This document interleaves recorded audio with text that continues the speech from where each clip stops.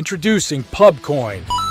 PubCoin is the rewards program for pub sports contributors. Regular chat contributors share their play of the day, POD, in the YouTube chat, including the phrase POD in their message. At the end of the week, the amount of units earned are converted into PubCoins. PubCoin can be used as reward points for prizes, shop discounts, and contests. Hey, what's going on, y'all? It's Mills here, Pub Sports Radio. Do you guys want to challenge the personalities here at Pub Sports Radio? Do you guys think you're better than them at entering in your MMA predictions and picks? Would you want to get paid for it? $100? Here's how you do it, man. You sign up right here at the link below. It's just this easy. pubsportsradio.com. Enter your email. Pick your weekly picks. That's it. Oh, and you get bonus points if you can predict how they're going to win in what round. Every single week, a new winner's getting crowned. So every Saturday on Pub Sports Radio. So come on and check us out. You can win $100 just for signing up. Only thing you need to do is see if you can beat us here at Pub Sports Radio by entering your UFC predictions and picks weekly. Do it. I dare you. See you guys soon.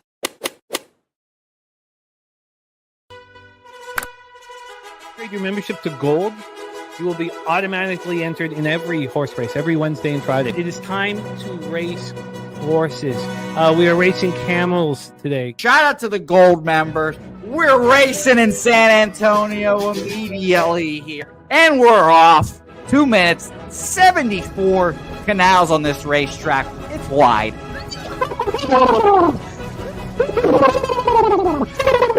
We're racing in San Antonio. Matt Wally moving forwardly. Jeff Slaughter in the mix as well. And as is Randall Sheffield, who's put that beautiful nose out front. But it's actually real grass here, Jimmy. Maybe Kentucky bluegrass. Oldie, no! Here he goes. There he goes. Oldie in the lead now. K. Wolf falls back. The horses love it. Sometimes they stop and eat it on the way to the finish line. That's why your horses start so far in the back. Here. Oh, look at Nuts Flush Allen bursting out here. J-Dub in the mix. Rude Boy up here as well. Jimmy, take it away. There's Oldie. Oldie is moving to the front. We are past the halfway mark in our 2 mile. And there's Ricky Levy. Oh my goodness, he's in the mix here. Jimmy, take it home. This is our first dog race ever. 19 seconds left in the horse race here. It's Fernando Mendoza trying to find the wire. 14 seconds left. Can Fernando Mendoza take this home? Here comes Kenny Ken. Kenny Ken wants a piece of the pie. Put his schnoz up front. Ricky Bobby, 9 seconds left. Can Donut Silks make a run? Can Res Mall make a run to be $50? You son of a bitch! Here comes Tori Coker. Kenny Ken, Smoke and Mirrors, Director 97. Home. That is the way. Here comes Jason Meyer, the Eldorado Custodian, Billy Friedrich. Jones one all coming down the finish. Coin!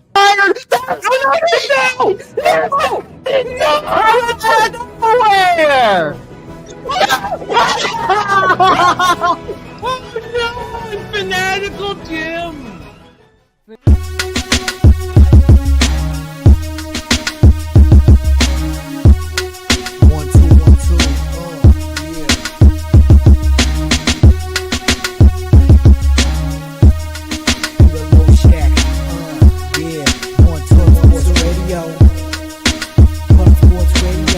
From the Corker Peter Low Shack, legendary sports handicapper, more dapper than a Dom.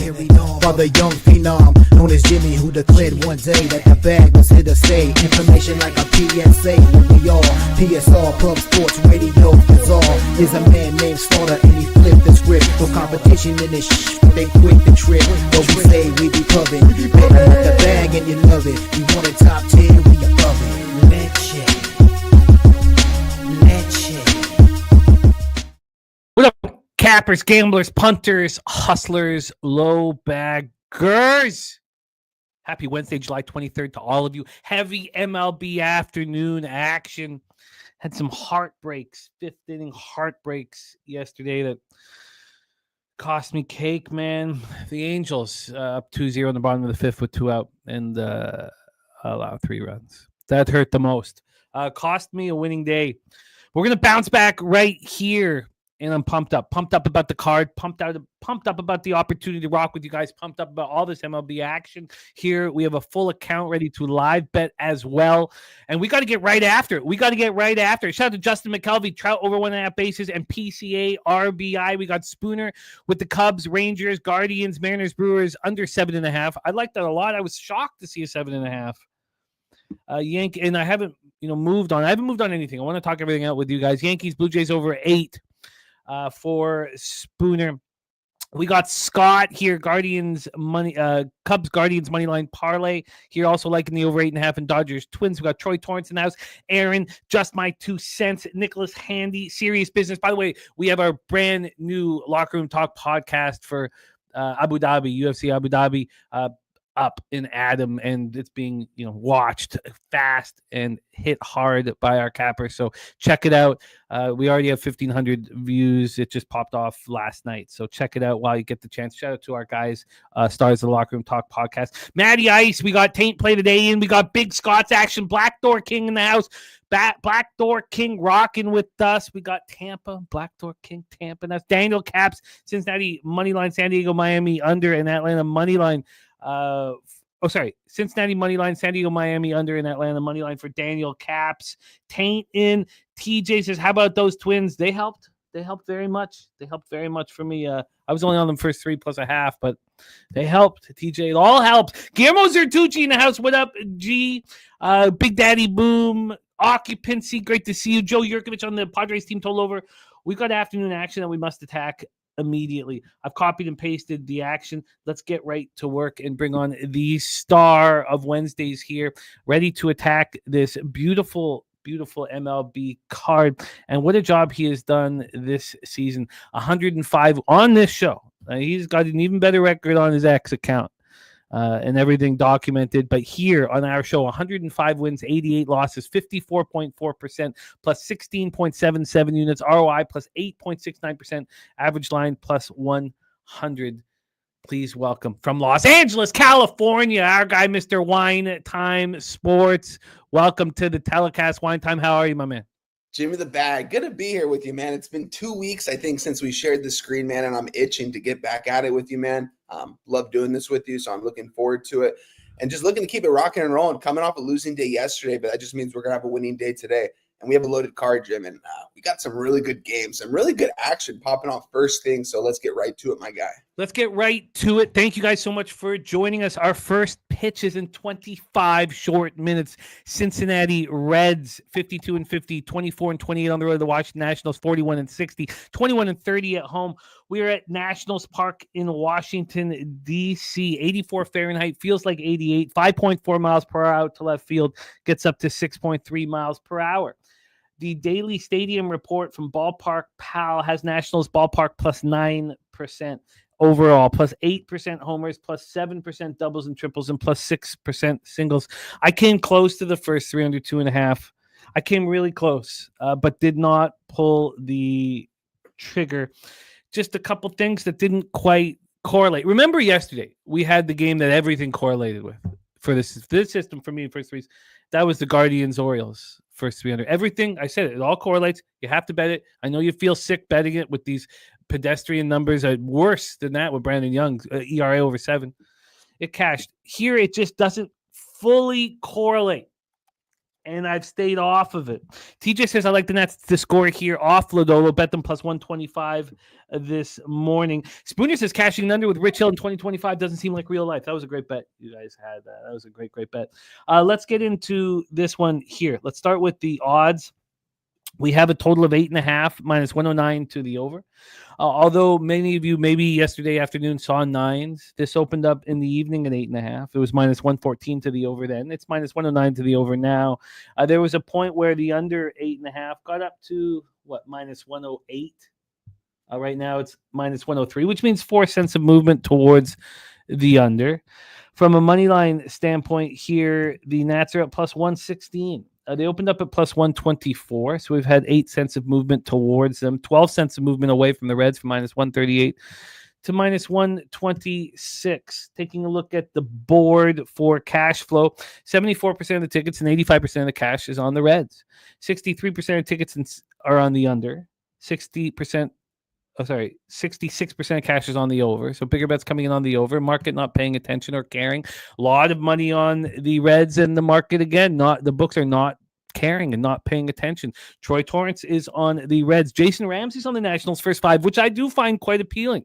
Mr. Belton on the Nationals plus 122. All of this is appealing. Nick Lodolo has been great on the road this year. He's coming off a great performance at the Mets. 8-4 win, 7 innings, 2 earned runs, 7 Ks, 1 walk, 3.33 ERA, and a 1.08 whip on the season. Lefties hit him hard.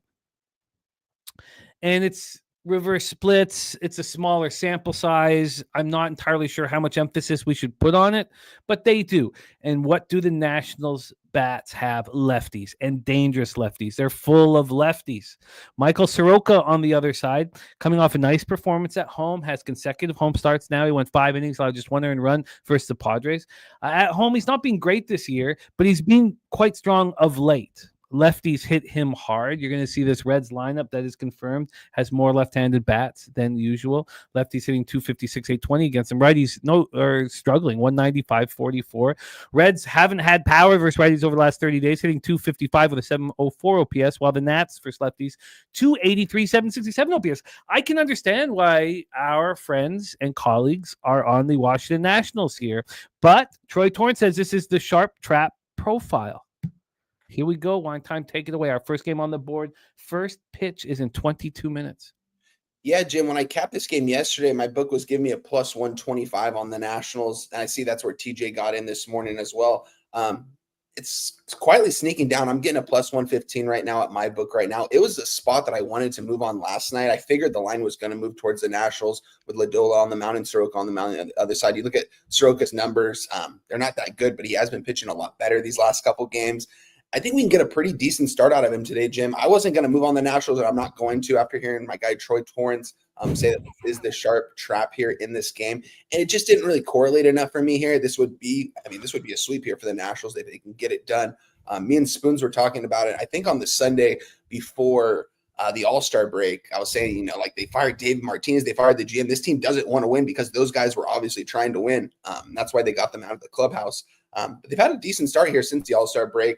Nationals are going to do nothing the rest of the season, but this does seem like a spot where they could be live here in this game. We're getting some slight plus money, and that's where I like to get on the Nationals, Jim. In spots like this, when they're going against a team that's, around a 500 or better team that's better than them. You look at the Reds lineup, man, this is disgusting. These bats are gross in there, man. It's not a good lineup by any means that the Reds have here. The fact that they're still sitting 2 games over 500 at this point in the season really wows me. I'm surprised by it. The Nationals, we talk about it every time they're lefties, man. They mash the ball. When those guys are on, they're on. They got some young bats in that lineup. I think Soroka could go out there and actually pitch pretty well. I'm leaning towards the under in this spot, Jim. It's just last night when I capped it, it was a 8.5 at plus 100. Now we're getting 8.5 minus 105 to the under. Earlier, though, about 30 minutes to 40 minutes ago, it was a minus 110 at the same book, and the Nationals were at plus 120. So seems like more and more money's coming in on the Reds. I don't even really look at the percentages for the market anymore. I kind of assume when I cap this card, I know who the public's going to be on. I don't need to look at numbers for that, I feel like. And I knew that the public was going to come in on the Reds in this spot. And yet the books are still opening up their arms to more Reds money. The Reds need to start winning. This is a game they're not going to get swept by the Nationals. This seems like a spot where they're going to get swept by the Nationals here. I want to move on the Nationals. I want to move on the under. Just didn't really correlate enough for me. Like I said, it went up to a minus 110 on the under, and I was kind of comfortable taking that, but now 5 cents back towards the over at minus 105. Now, let me just refresh this just so I have the current line. Wow, Jim, that's why we refresh, my friend. We just moved 10 cents towards the under. It's now sitting at minus 115. You know what? I'm going to take the minus 115. I gotten the minus 105. I'm going to take the under 8.5 minus 115 in this first game. I'm going to expect both these pitchers go out there and pitch pretty well. At least we're going to get 5 to 6 out of Soroka. We're probably going to get 6 out of Lodolo too. And I don't think this is going to go over the total by any means. This seems like probably a spot where they're going to be score 6 or 7 runs. I'm going to move on the under here in this spot. Mark me down. I'm going to tweet it out right now and make it official on my book before I tweet it out. Let's put this in. But yeah, I'm on it minus 115 on the under 8.5, Jim. I get it. I like it. I think I'm going to end up pressing the button on the Nats first 5. plus 105 at 365. I know I can get better than that. I will shop around at a couple offshores. But I'm going to back you guys with Soroka. I do fear Lodolo on the road, but this is probably a tough lineup for him with the strength of the left-handed bats, with the way they're hitting lefties. I still want to stay away from the Nats bullpen. It reminds me of the Diamondbacks bullpen that likes to put a sharpened chopstick in my larynx. But let's roll on because I'm not going to bet that yet. I'm not going to tweet it out or bet it yet because we have 2 more games starting shortly. And I'd like to, if possible, get to both of them here. Yeah. TJ just bet the under, says following the sharp books. Robert Franklin says Nats have lit up Lodolo in his last 2 starts. He also has some trouble against lefties. Abraham Woods could have a good day. I agree with that. Let's roll right on. 12:10 p.m. Eastern, San Diego Padres 55-46, 24-28 on the road. We have our guy Jose double shifting here, so I will hit this here. Cease and Alcantara. This is a tricky spot. Obviously, the Sharps are telling us this is going to be a low-scoring game. I haven't checked an update on the line in the last maybe hour and a half or so, but unfortunately, and I say that honestly, this does fit what the first 3 unders have been cashing. And now we have a 7.5 here with these really weak numbers. This opened up at 8.5. It's very difficult. I mean, obviously, I'm not going to bet a 7.5 when it opened up at 8.5. But we're getting a clear message here that these 2 vets are going to pitch well here. And Alcantara has been terrible all year. He has been much better at home. And Cease is coming off a nice start. Is he going to be able to string them together? Right now, the Padres are minus 141. Now minus 139. Sorry, there was just a 4-cent move away from them.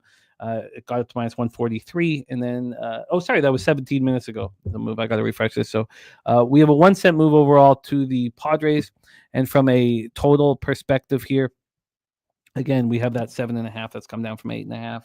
Weather-wise, we don't need to worry. The roof will be closed. Cash flow here for Miami, San Diego, 61% of tickets and 58% of cash on the under. 64% of tickets and 86% of cash on the Padres. But this line isn't moving. I mean, the books are telling us that Sandra Alcantara is going to pitch well here with that 7.14 ERA, throwing 1.49 WHIP, shining brightly in our face, coming off allowing 4 earned runs at home versus the Royals, so he has consecutive home starts. He hasn't been very good at home, but he's been a little better of late. His splits are okay. It's not like one side is raking against him. Padres versus righties are the worst in Major League Baseball. For the first time over a 30-day period, it's not the White Sox. It is the San Diego Padres, 205, 618 OPS. Marlins versus righties, 298, 20 OPS. And both bullpens have been excellent.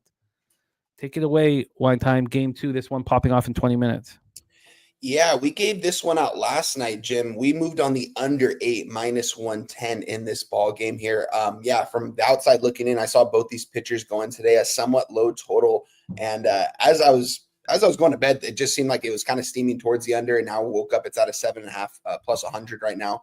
So I like where we are here in this spot today. I think Sandy's going to go out there and actually pitch decently well, maybe 6 innings, 2 earned runs. Hopefully we can get that out of him here in this spot. It's just so tough to trust with Sandy out there. There's been times I backed him and it just doesn't it seems like that first or second inning, he goes out there and he just doesn't really know what he's doing. He doesn't have his control under.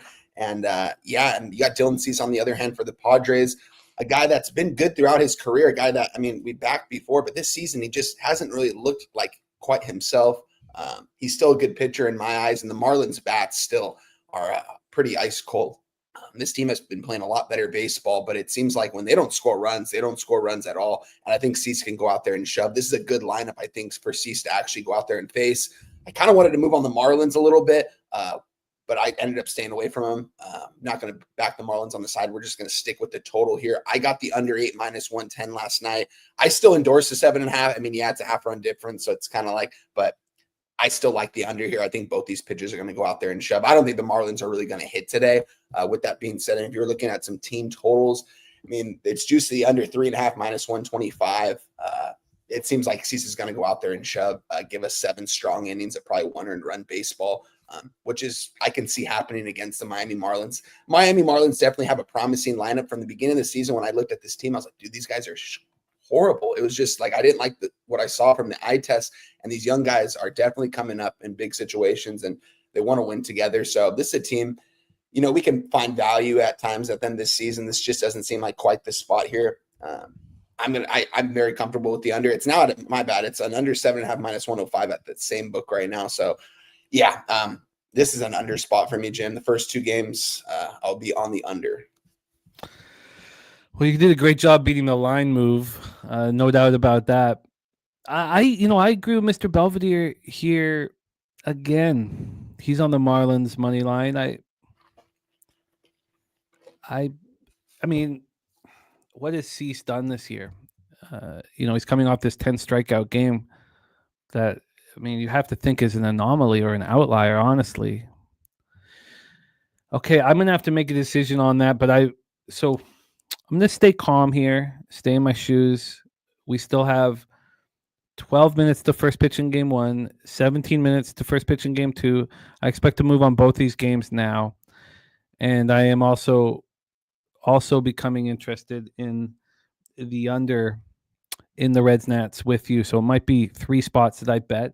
But let's talk 12:15 p.m. Eastern action here with Giants Braves. Braves really made me look bad yesterday. 78%, Toby Lane saying 78% of the bet, 67% of the money on the Braves, but yet 25-cent move in the Giants direction. Says smash Giants money line, Verlander first W. I was pretty astonished to see this line moving towards Verlander. And my expectation, I was hoping there'd be a 20-cent move towards the Braves and we could hammer Strider against Verlander, but that's not the case. Verlander coming off a pretty poor performance at the Blue Jays, only made it through 2 2/3, allowing 9 hits and 4 earned runs, didn't strike out a batter. 0-8, Justin Verlander is. It's pretty wild. Let's take a look at the weather here and the ballpark pal expectation. Here, it's 83 Fahrenheit, feels like 88, 9.8 miles per hour in, stays 9.8 miles per hour in throughout the entire game. A ballpark pal has Truist Park in hot Atlanta as minus 2% overall, plus 7% homers, minus 15% doubles and triples, and plus 2% singles.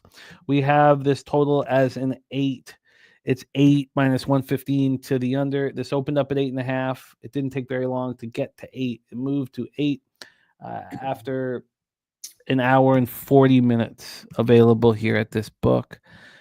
From a money line standpoint, we have the Atlanta Braves at minus 147. It's pretty surprising. They opened up minus 166, so 19 cents of movement away from them. 14 cents of movement towards the Giants from plus 149 to plus 135.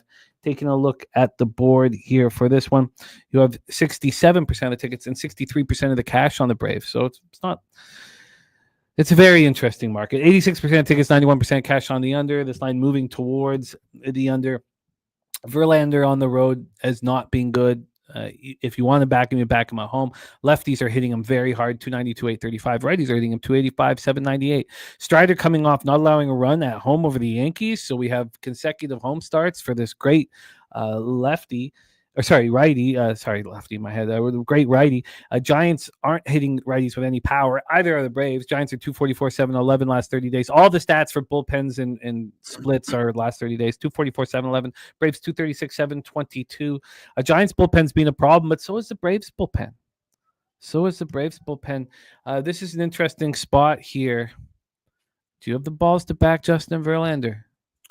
Yeah, Jim, I actually moved on this game last night. I moved on the total again, guys. We're on another total here, and we're on also another under. I got the under 8.5 minus 120. We are now sitting at an 8 minus 115 at that same book. So we beat that line movement on this as well. I assumed the same thing, that this was going to get to an 8, but before I woke up this morning, definitely got there. I'm not sure when this did move to an 8, but it's starting to seem like this might get to a minus 120 before first pitch here. I'm going to keep refreshing this just to see if it moves at all, but I think this is a spot where we can expect both these pitchers to go out there and pitch decently well. It's crazy. Verlander, man. 0-8. I'm not sure what he's out there actually pitching for at this point in his career. Money, I mean, he's got plenty of it. I know he needs to get his strikeouts and he wants to get those wins, but he's not getting them. And he's got to be angry out there. I mean, this guy he's missed not too much time this season. I'm going to trust that both these pitchers go out there and pitch decently well. Seeing that the line's moving towards the Giants, makes me think the Giants might be live here in this spot. I don't have the balls to back Justin Verlander. I've done it this year, and I lose. It just seems like this team doesn't want to hit for him either whenever he's out there on the mound. So with that being said, we got on the under 8.5 yesterday, -120. It's now down to an 8. I still like the 8. I would still move on the 8 if you haven't moved on this and you're looking for a spot to back on this. I'm just going to trust both these starting pitchers. We don't know how many innings we're going to get out of Verlander. That is the thing. If he can go up, if he can get some quick innings, under 10 pitches, then maybe we can see him go deeper into this game, maybe 6 innings. Jim, what's the deepest? Do you have the numbers? What the deepest he's gone into a game this season right in front of you? If not, no worries. Yeah, I can grab it very quickly here. Again, we're 8 minutes to first pitch, and I'm putting in that action. But take your time, then, Jim. No problem. I got it right here. It's no problem. I've over the years now at 45, I now have a sense of calm in the line of fire. Something I didn't have before. Palms aren't sweating. I'm ready to bet. I'm ready to gamble. The longest we've seen Mr. Justin Verlander try not to look at his hot girlfriend. Curious to see how hot she is now, honestly. He's gone 6 1/3 one time this year, but he has gone at least 6 in 6 of his 16 starts. All right, I figured that. I didn't know if he actually had gone past the 6 inning mark. I don't think we're going to see him get past that 6 inning mark at all this season, despite the pitch count. But I do think that we can get 6 strong innings out of him here today against the Braves and the Giants. I don't like these bats by any means. I think that Strider can go out there and pitch a good game as well. I think this is a clear-cut under spot. The line's telling us that.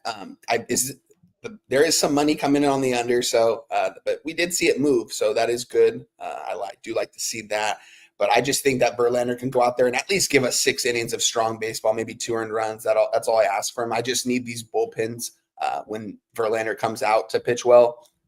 So we're only going to need probably 3 innings out of the bullpen today from the Giants. So I don't really have any questions about that, but I like the under here in this spot. I'm not going to move on the side because I'm not going to back Verlander on an 0-8 record, and he's cost me money this season, but I do like the under here in this spot. Still like the 8. I would still move on the 8. But yeah, I'm on the under 8.5 -120. I like it. I have moved on 3 bets here. Wow. I'm going to go over them here in a second, but we do have a couple things here. By the way, TJ says bet the under now if you want it, guys. Penny just moved 7.5, and other books are following. That's Giants, Braves. God, that makes sense, doesn't it? I mean, the market is telling us that Verlander is going to have a good start, and I don't see why. I don't see why. The market moving towards the under and the Giants here in this spot. Yeah, it like this is a clear cut that the books, at least the books, think that Verlander is going to have a good start. And if they think that he's going to have a good start, I think he's going to have a good start today just by looking at both those factors, looking at the total, looking at the line move towards the Giants. They're telling us that Verlander's live here to win this game. I'm not going to move on him, even though they're plus money and it seems like it's a spot. I just trust both these starting pitchers. Yeah, I get it. These teams are just not hitting right now. Shout out to Mikey Money in the chat. He said, what's up, fellas? Get that money. Shout out to you, Mikey Money. Shout out to my guy, Troy Torrance in the building. Database says Giants. Spoon's bet. Kane Upton is still better than Livy Dunn. Shout out to the guys, man. Shout out to everyone in the chat. We appreciate you guys. We got early action. It's 9 a.m. over here on the West Coast, and we're about to start baseball. I'm pumped. I'm sharing the screen with Jimmy the Bag. Let's go. And shout out to our guy, Ricky Levine. Just got back from a 4,500-mile road trip, back for my 4th grandchild to be born today. Congratulations, Ricky. That's a guy you got to hang out with, too. I saw you rolling with Moose. We got lots of great cappers out there out in L.A., Ricky Levine being one of them. I love it. Congratulations to the Levine family. Remember, his other grandson is a star goaltender in LA, 13-year-old star goaltender. So keep an eye out for the Levine family.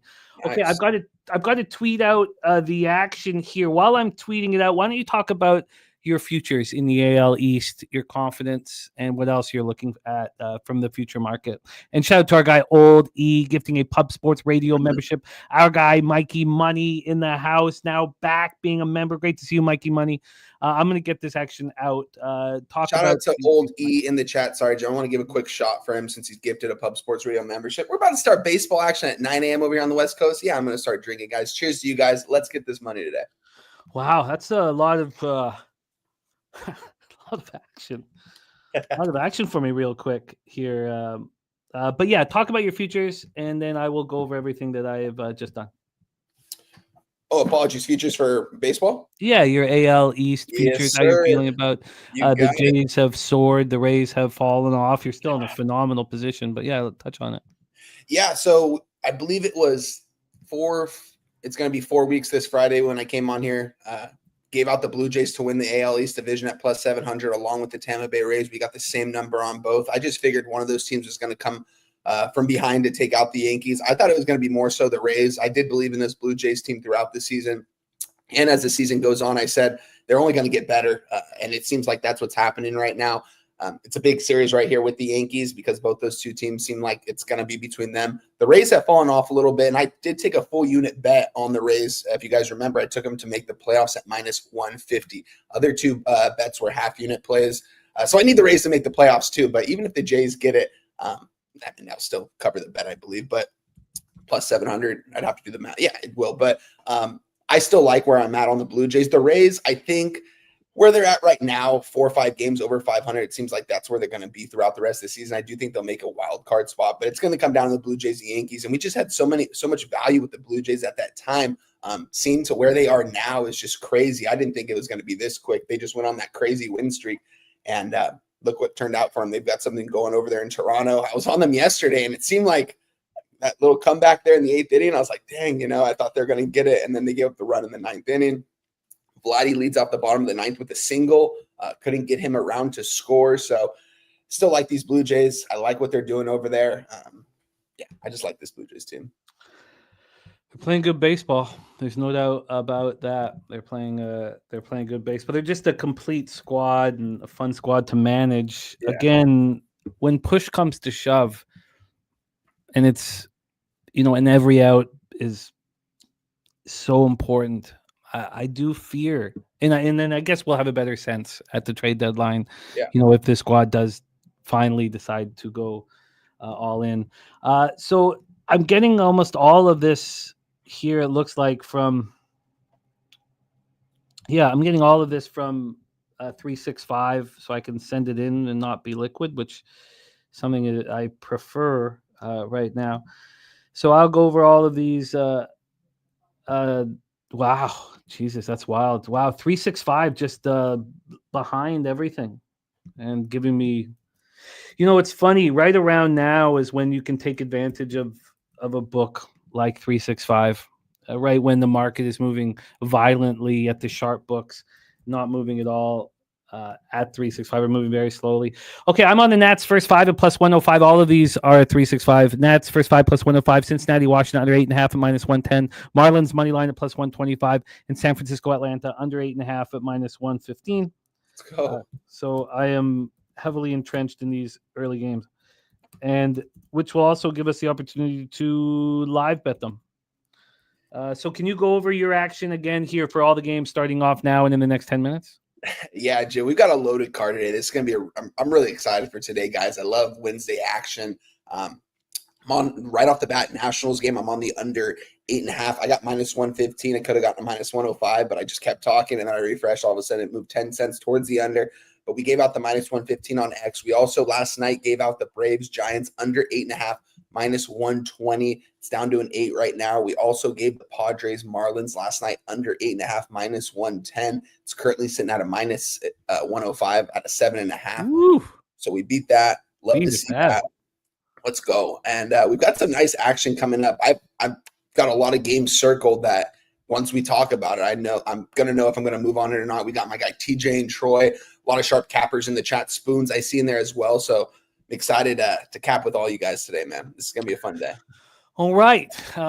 We got heavy action right now. I love it. I love it. And it doesn't stop. We have our next spot popping off in 29 minutes. And the key component of this game is young 24-year-old Newport Beach native Troy Melton. Another Canyon High School athlete. These guys, what a pitching factory you guys have out there. Unbelievable. I mean, how many guys have come out of Canyon High School? It's crazy. I mean, just the Southern California area, Jim, it's crazy because everywhere you go, you just see these sports facilities, these high-end sports facilities everywhere around the Orange County area. These guys are working with guys at a very young age. It's crazy. And these kids are growing, man. Me and Moose got to link up a week ago in Oceanside, went to this really great burger place, probably the best burger I ever had. Moose said I think it was his third. You guys know Moose. He knows his food. And, you know what I mean? And it was a good burger. And I'm sitting there and I'm seeing all these like little leaguers or high school players walk up to the front counter. These kids are all like 6'4", 6'5". I'm like, I'm 6 foot. I'm just like looking up at these guys. These kids are growing. We're seeing these kids being like 6'3", 6'4" at a very young age. When you're that tall and you start working on your mechanics at an early age, these guys are throwing fast. It's crazy, man. I wish they had it when I was growing up, all these sports facilities around here, but shout out to everyone. You still got to put that work in, but it definitely helps when you have those facilities at your disposal. Yeah, we used to have to drive a ways to the batting cage, and we left a kid. My dad left a kid at the batting cage when we were younger. I think we were like 9 or 10, and he leaves some kid at the batting cage. Oh, man. And that family was so angry at us.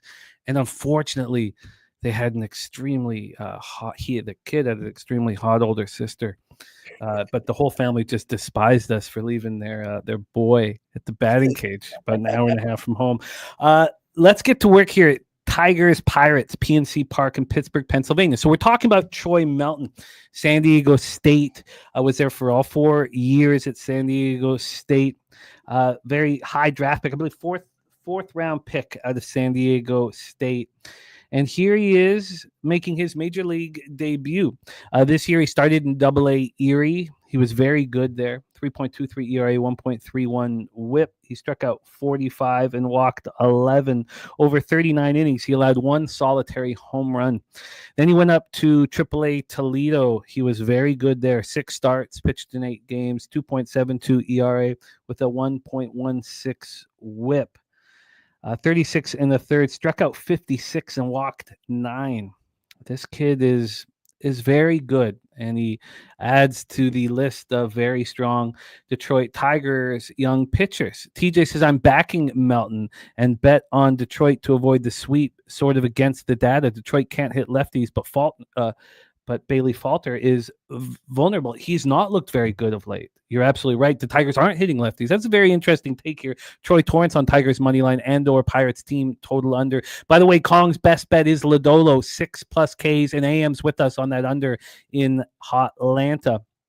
TJ says Spooner sold me on Melton. Guy knows his up-and-coming pitchers. He sure does. And there's our guy, Vaughn Polo, in the house. Hope everyone's smelling good today.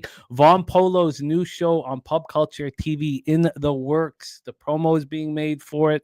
A show about fragrance. It's going to be really fun. Let's go. And, I hope we all support our guy, Vaughn Polo, out of Charm City.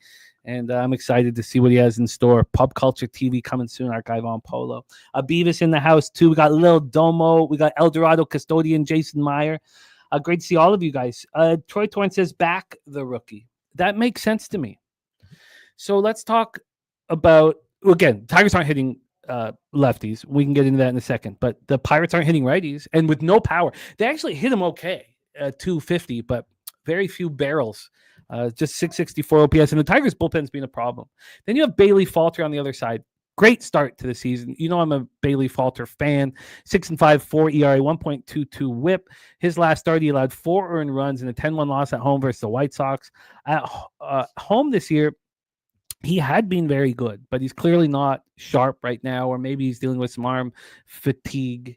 Let's get into the weather here. Oh, thank you, Ronnie. My bad. Let's get. I'll have this set up better here shortly. Tell me that's it. Okay, there we go. Thank you, guys. Sorry about that. And Jose will be rocking with us here in a bit. Lil Domo says, Charm City says, I'm on my way to Carroll Park right now. Respect our guy, Lil Domo. So let's get into the weather here in Pittsburgh. Start with the swish, and then we'll move over to Ballpark Pal. We have 83 Fahrenheit, feels like 88, 3.6 miles per hour right to left, gets up to 4.5, and it continues to be right to left. Again, the first pitch is in 23 minutes here. PNC Parks plus 8% overall, minus 5% homers, plus 11% doubles and triples, and plus 6% singles. Let's get into the line history here as we have set this one up. We have this total now a 9. So, yes, now a 9. It's been bouncing back and forth from 8.5 to 9, but this did open up at 8.5. So we have our first total of the morning that has gone up and not down. From a money line standpoint here, we have the Pittsburgh Pirates at plus 119. Plus 119. Sorry, I just had to double check and make sure that the action was sent. So many times on this show, I'll sit there and be like, oh my God, I haven't it sent. Yeah. But it's been sent. Everything is good. Nothing to worry about. Let's get into the money line here. We have the Pirates at plus 119. So they opened up at plus 123. Detroit opened up minus 136. They're now minus 129. I wonder, God, if the White Sox can get to falter, you'd think I can understand TJ's breakdown here. Von Polo says, I can't wait. Thanks for the support. We're pumped up, VP. I'm always pumped up to rock with you, man. So let's get to the board here and then hand it over to Guy in Wine Time Sports, who's 1% off double-digit ROI here on our show in under 200 bets. We have on this interleague spot, 65% of the tickets and 85% of the cash on the Detroit Tigers. Line's not moving towards them. 56% of tickets on the under and 76% cash on the under. I wish I could trust Bailey Falter. AM's on the under 8.5.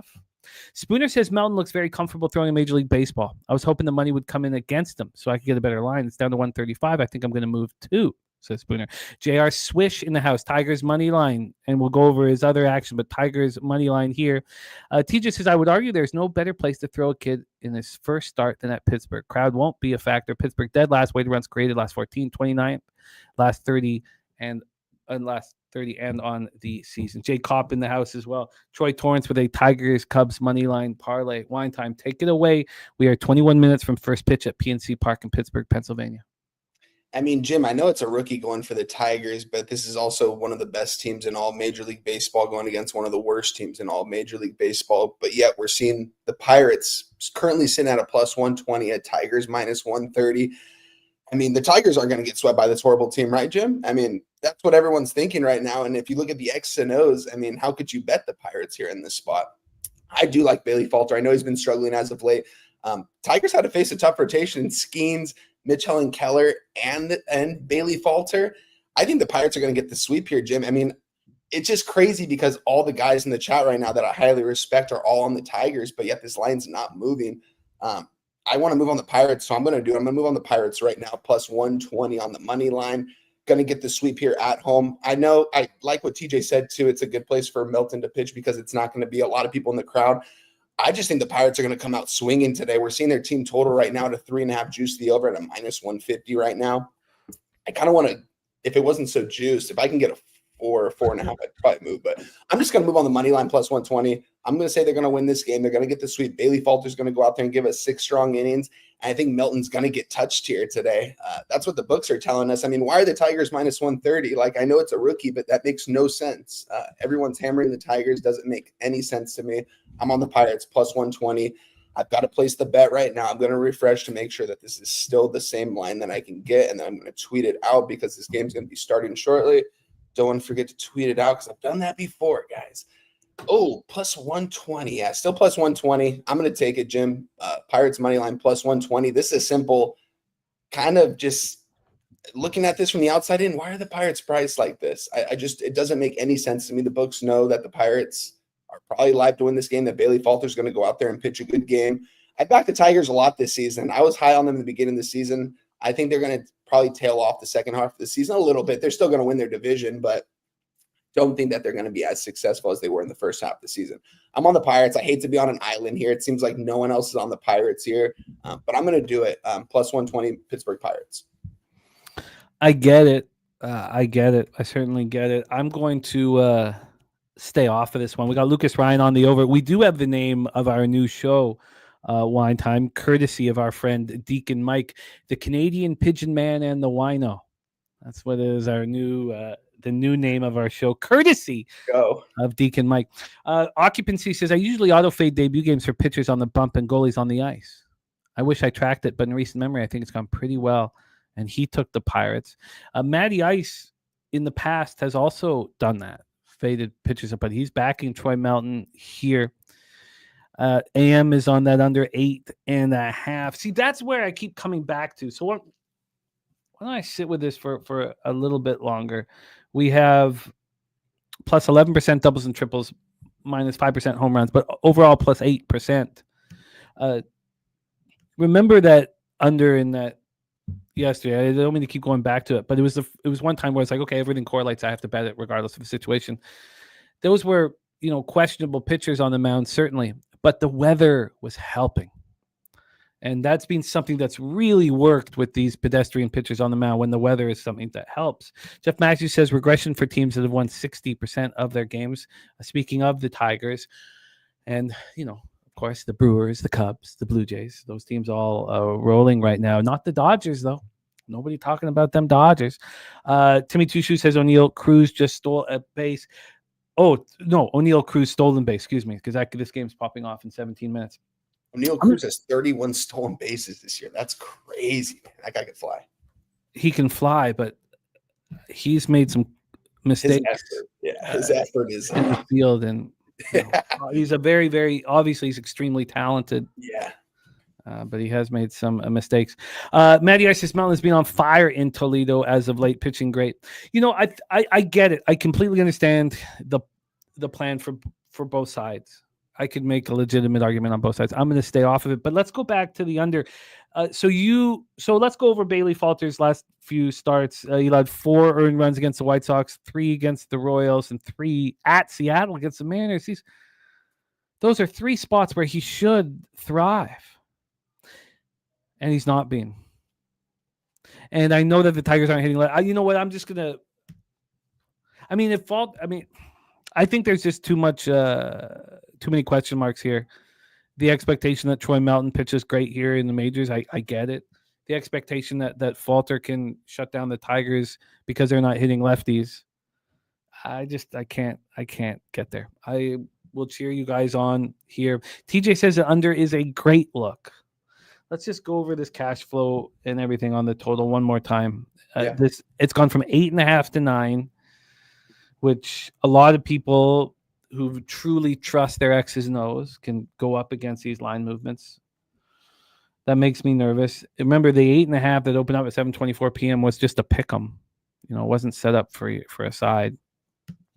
Then cash flow wise, we have 57% of tickets and 76% of cash. So we have a lot of cash on the. I'm going to let this one go. Spooner just bet the Tigers. I'm going to let this one go, but our guy Wine Time is fired on each of these afternoon games. This one pops off in 15 minutes. We have another one, 1:10 p.m. Oh, and TJ says that said I didn't bet the under. Too much variance on Falter. Let's go, 1:10 p.m. Eastern here. We have the Angels and the Mets. Let me get this one set up here for us. This is also tricky. It's a bullpen day for the Angels with Brock Burke, the lefty, at the helm. Now, I know you guys hadn't done it all year, right? Until a couple weeks ago. Until the first start after the break, I think it was. They went with Ryan Zeffer-John against the Phillies because Jack Kohanowitz is in AAA now. So they optioned him for assignment. We don't know what they're going to do with the 5th starter quite yet. There's still a lot of questions about that. I mean, going into this last night, Brock Burke was listed as a starter, and he is the starter for today. He got confirmed. But there's a lot of questions on what they were going to do. I mean, this bullpen, you don't want to get them too tired, especially with this 13-game homestand coming up after this series for the Angels. After this series, they have a 13-game homestand, longest homestand of the year for the Angels. And if they want to do something for the All-Star break, they got to get it going. But this bullpen's got to be fresh because they got too many old arms in there, like Tyler Anderson, like Kyle Hendricks. We saw what happened these last 2 games. These guys blew up. They were lights out first 4 innings, first 5 innings. That 5th, 6th inning, when they see that batting or 2-3 times around, it gets dangerous. Once they start walking batters and give up soft contact, it just seems like it goes out the door after that. So you need guys early on in the game. And it seems like Brock Burke's on a really go out there and give us one what's this other guy's name? I forget. He's a young guy. It starts with an E. He is the long relief guy that's expected to go today. He hasn't done super well. He is a prospect for the Angels. He's a starter in AAA this season. He came up be kind of like a long relief type pitcher. So I do believe we will see him a little bit here today, probably 3 or 4 innings, hopefully. But the Angels bullpen is fresh today. Jim, they've just been giving these games away, though. They should have swept Philly, and they should have won these first 2 games in New York. They should be 5-0 since the break if you're actually looking at the X's and O's and seeing what's happening later in these games. 7th, 8th inning, costly errors. Chris Taylor misplays a fly ball the other day. Moncada, clear throw to home plate, just throws it past it just throws it offline. It's just crazy to see these mental mistakes that the Angels are making. That's why we can't see they're quite a competitive team yet. I mean, if they were, they'd be over 500. They should be. But these costly errors and these manager mistakes, I should say too. It starts from the top up, but I don't know. This team, they look like when they're clicking and they're hitting really good. But I want my guy Troy Torrance. I got to ask him to do this stat for me. If the Angels lead the league in guys thrown out coming from third base to home, whether it's a sacrifice fly or a ground ball to the infield, I don't know if he could figure that out. But I would like to know because I guarantee you, I've never seen a team get thrown out so much more at home. This game is very tricky though, Jim. I'm looking at the team total here for the Angels. I think they can hit Sean Manaea. Mike Trout's got really good numbers against Manaea in his career. Trout, he mentioned yesterday in the post-game interview, they asked him, he comes up in the 9th inning to win the ball game, Jim. I mean, I don't know if you're watching that, but he comes up with 2 outs, needed one swing in the bat to do it. What does he do? He pops out to the first baseman. Trout in these late game situations has never been successful, and he was asked about it. He said, I don't think about it like that. I just think since the All-Star break, I've been battling something in the cage that I can't figure out because going into the All-Star break, he was hot, one of the hottest hitters in baseball, and since he's kind of been tailing off. But at the same time, he doesn't want to swing sometimes, Jim. He's too patient at times. Love Mike Trout. He's my favorite baseball player. Alfonso Soriano growing up was probably my favorite baseball player of all time. But I love Mike Trout. Shout out to Alfonso Soriano, though. Loved watching that guy play. But love watching Mike Trout play and everything he does, but he needs to be more clutch in these situations. And he's obviously battling something in the cage that he hasn't figured out yet. We'll see if he figures that out against Sean Manaea. He should because he has good success against him. Taylor Ward mashing the ball. Zach Neto mashing the ball. Just depends if they can get these guys in with runners in scoring position. They haven't been able to do that quite often in this series. They should have scored a lot more runs than they did. I'm looking at a team total here for the Angels, Jim. I just don't know if I can get there. I want to see what it's currently sitting at here. Let me pull this up. We're seeing an Angels team total right now, 3.5 juice to the over at a -140 with the total in the game being a 9. It's really juicy. I might move on this 3.5 though. I don't know. Well, let's break it down a little more. I obviously got that bottom of the 5th cost me 250, and then not getting over the 3.5 team total cost me. I was in shape, I thought, for a really strong night. That bottom of the 5th, 2 out, 2-0. I mean, but that happens. We know that happens. A couple things here from the chat. You talked a lot about Mike Trout and our guy Justin Mcelvy, who is joining us for the lone WNBA spot on the board here.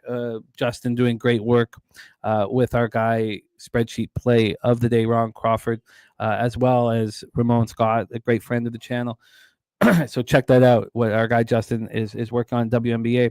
But he is on Trout. That is the stacks play of the day numero uno. And then Timmy Two Shoes and Ronnie Lofton both backing the Trout look. So shout out to our guy Justin Mcelvy. The stacks play of the day number 1, Trout over 1.5 bases at +133. Stacks.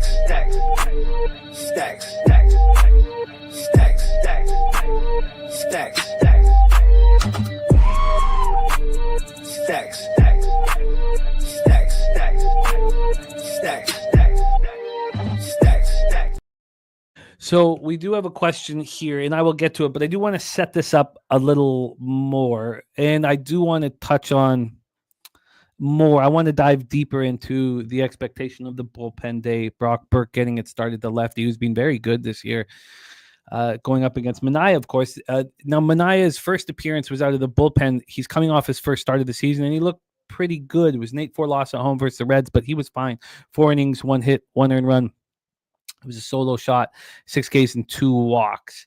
But let's get into this a little deeper. We have AM on the under 8.5 at plus 104. 8.5. This is quoting AM, says at plus money in Citi Field, I will always take my chances. Let's take a look at the weather here. This game is popping off in 43 minutes. 80 Fahrenheit, 7.2 miles per hour out to left center. And it gets up to 9.8 miles per hour. But this is a pitcher's ballpark.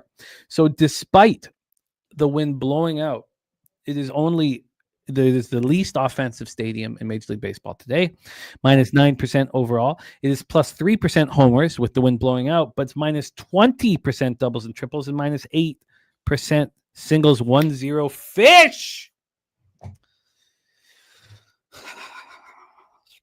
Go. Let's go. So let's take a look at the line history here, and thank you for the wonderful news. Let's keep all the news positive here today.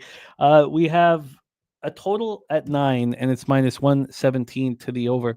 This opened up at 8.5. It was juiced to the over at minus 118. Now we're at a 9. So that 9 is minus 117 to the over. This is getting hammered towards the over. This is a big, big move towards that over. From a money line standpoint, Sean Manaea and the New York Mets are minus 166. They opened up minus 174. Here is a move towards the LA Angels. TJ says, hoping this game gets to a 9.5 so I can hit the under. It feels like that is the case. Then let's take a look at the cash flow. Here is the cash flow for the Marlins in my head. Here's the cash flow for the interleague spot, Angels Mets. We have 65% of the tickets on the Mets, but just 50% of the cash. So clearly sharp action on Burke and the Angels. Sharp action expecting Manaea to get touched. 79% of tickets are on the under, but just 57% of the cash. These aging lefties, these soft tossing lefties are always tricky to cap. Angels versus lefties, 255, 732 OPS. The Mets are not hitting lefties at all, 222, 633 OPS. I questioned the Mets bullpen pretty heavy yesterday. They came through.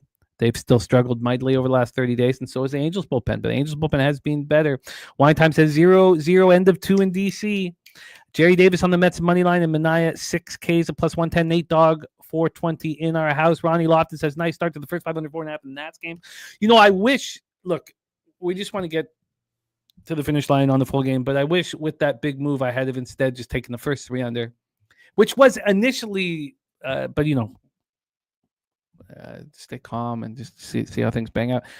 So talk to me about your expectation of this bullpen day. I mean, who do you think is going to roll here? You have Brock Burke starting, and there's our guy Big Show Picks. We talked about the big Abu Dhabi UFC show that's out right now, getting 2,000 views, and it pops off. 2,000 views like that. What a great show. What a great job they're doing. But take it away for us, Wine Time. Any final thoughts? Now you're going to move on that team total. Yeah, I think I am going to move on this team total, Jim. I'm looking at this lineup, and my guy TJ said, even with Ohapi not in the order, I'm not going to lie, TJ. Like I said in the chat too, I think Travis d'Arnaud, I think I'd rather have him in the lineup and behind the plate at this point of the season. Ohapi is really struggling, not only at the plate, but behind the plate. He's probably the worst defensive catcher in all of Major League Baseball. I love him. I think he's a very up-and-coming player. He's one of my favorite. I'm really excited for what he does, but he still needs to make some adjustments. I like Travis d'Arnaud going in there. He's going to be mentoring this bullpen the whole time. I like Travis d'Arnaud, and he's been hitting the ball a lot better as of late. And I like this lineup that the Angels are putting out there today. Again, Sean Manaea, Trout in his career. Again, Sean Manaea, 9 of 21 with 3 jacks. He's destroying this guy, and I think it's only going to continue. It's going to be Eder, whatever his last name is, EDER, for the Angels. That's going to get a full workload. Expect him to get 5 innings. It's just if he can keep these Mets batters in check. I mean, when you look at these guys 1 through 4, it's impressive, man. They've got some really good bats in there. A lot of money in that lineup when you're facing a bullpen. I think Brock Burke can give us one hopefully solid inning to start off, and then the ball's gonna be handed off to Eater for probably 5 innings. I'm gonna move on this team total, Jim. I'm gonna move on the over 3.5 minus 140. It's extremely juicy. I bet it yesterday at the exact same number. Yeah. And I was like, the four was still vigged. The 4 wasn't going to even make it a no vig situation. So I was like, I was in the same situation. Yeah. I'm gonna move on it right now. I'm gonna play it on my book, and then I'm gonna make it official on Twitter. Angels team total over 3.5 minus 140. I think they're live to win this game, guys. It's just these collapses in these innings. It's hard to watch, but it's still baseball. It's not gonna happen every single day, but it just seems like the Angels' luck is really going against them. I'm gonna just trust that they can get me. Let me just make sure. I'm going to check another book. I apologize. I can get an over 3.5 minus 130. So I'm going to give that out. That's on my book. That usually gives me way worse lines. They give me better lines on favorites, worse lines on dogs between both these books. So it's definitely interesting to keep in mind here. I'm going to move on and I'm going to tweet it out. Angels team total over 3.5 minus 130. Let me just refresh this other book the book that I really pay attention to and that I've been with for years. I just want to make sure. If this one moved to let's see, Angels. No, it's still minus 140 on this book. Yeah, I'm going to give out the minus 130. Just played it right now. I'm going to tweet it out as we speak. I've got a lot of action today, Jim, but we just got so many good games on the board today. A lot of opportunities to make cash early on in the day. A lot of the later games too, I'm not really invested in them. I like these early game actions, so I'm excited, man. So let me ask this. We have Sean Manaea with 13 strikeouts and 7 1/3. So are we saying that there's 2 ways of looking at it to me? Are we saying that it's ridiculous? He's nowhere near this kind of an arm. Or are we saying here we have Manaea starting the year after the All-Star break, not dealing with any arm fatigue and, trying to earn a spot on a great baseball team. And he's only pitched well in the Mets uniform for whatever reason. So what is it? Is it this a ridiculous outlier? He's not as good as his numbers indicate, and you're going to fade that, and that's what the Sharps are doing, saying that he's nowhere near capable of continuing this, or do you think he's just fresh and proving himself? So this is tough, Jim. I mean, I've talked about it. I don't know why I haven't. I'm sure Sharpie knows this. I mean, the strikeout prop guy. I mean, if you were on opposing starting pitchers against Angels this season, I don't know how much money you're up. You're up a lot of money. The Angels strike out more than any team in Major League Baseball. It's crazy seeing how much they strike out up there. I think at one point is at a 27% rate. It's gone down a little bit, but this team's definitely up there swinging. And they're fine. Like I said, they have that mentality where they're looking for that one. They're going to get that one good pitch in that at bat that they're looking for. That's the mind behind the hitting coach, Johnny Washington, at least. But I think they're going to be able to put up runs against Manaea. Manaea might be able to get strikeouts. I mean, I could see Manaea going 5 innings, 5 earned runs, striking out 6 guys. You know what I mean? That's what could happen here because the Angels strike out so much. I don't know if the Angels will get 5 runs in 5 innings, but they definitely can. All it takes is a Trout bomb with someone on base. Taylor Ward swinging the bat hotter than anyone in baseball right now, especially. I think he had like a 2 RBI streak of 6 games. It was like an Angels record going into yesterday, and he had the opportunity to do it again, but wasn't able to capitalize. Maybe he does in this situation. Someone said it was maybe a look-ahead spot. They got the Mariners on deck at the Big A tomorrow. I don't look at it as a look-ahead spot. I look at the Angels need to win now. Ohapi said after the game yesterday too, he was saying he's like this hurts. Like we need to be better. Like this is on us. Like we can't, if we want to like keep playing winning baseball and not break this team up, we have to win now. So I think it starts today. It's just at the same time though, I'm sure that's what all these Major League Baseball players are saying. They're out there. I mean, you have to win now, but definitely like hearing it come from Ohapi because he's that young guy, but he definitely is a big voice in that locker room from what I've heard from guys like Trout, from Ward, that they say that this guy could be the leader on the field. Once he gets it figured out at the plate and behind the plate, this guy's going to be really good, Logan Ohapi. But team total over 3.5 minus 130, Jim. You're in. I'm out. I'm going to stay off of it. Some uncomfort here. I mean, clearly the Sharps aren't believing what Manaea has done thus far. But TJ says that's why I'm not betting LA. I trust Minaya here and my numbers. And Spooner says Minaya is only using 2 of his 5 pitches. Mets pitching coaches have changed his attack plan. Shout out to Dabby Cab in the house and occupancy, ready for this year's NFL Cappers contest. And we're all excited about it. Let's roll on. And Justin Mcelvy joining you on the team total over 3.5 wine time. Scott joining you on the team total over 3.5. And I'm going to just stay off here, comfortable with the situation, although I do need Soroka to get out of this top of the third. There's 2 runners on here, 2 runners on for the Reds. I don't like that. Marlins up 1-0, and Sandy, so far so good. You know that can fall apart quick.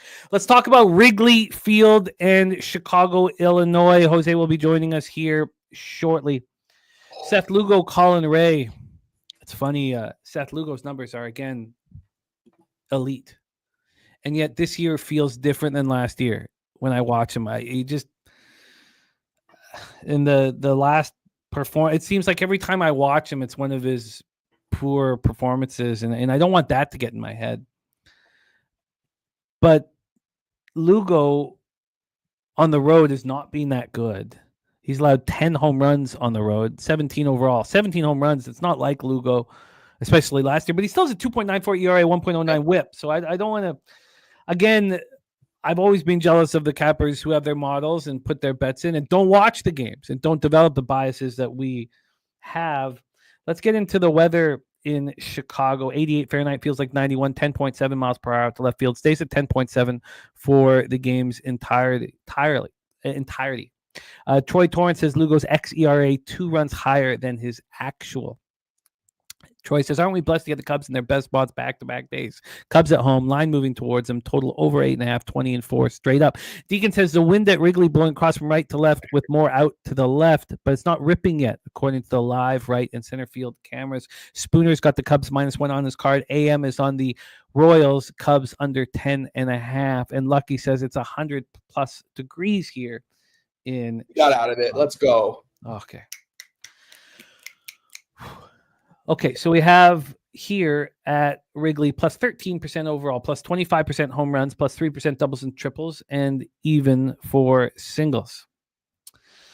And let's go to Swish and see exactly what it feels like here at Wrigley. Again, 88 feels like 91, but it's getting up there. It's getting up there. It's getting hotter as the day goes on, obviously.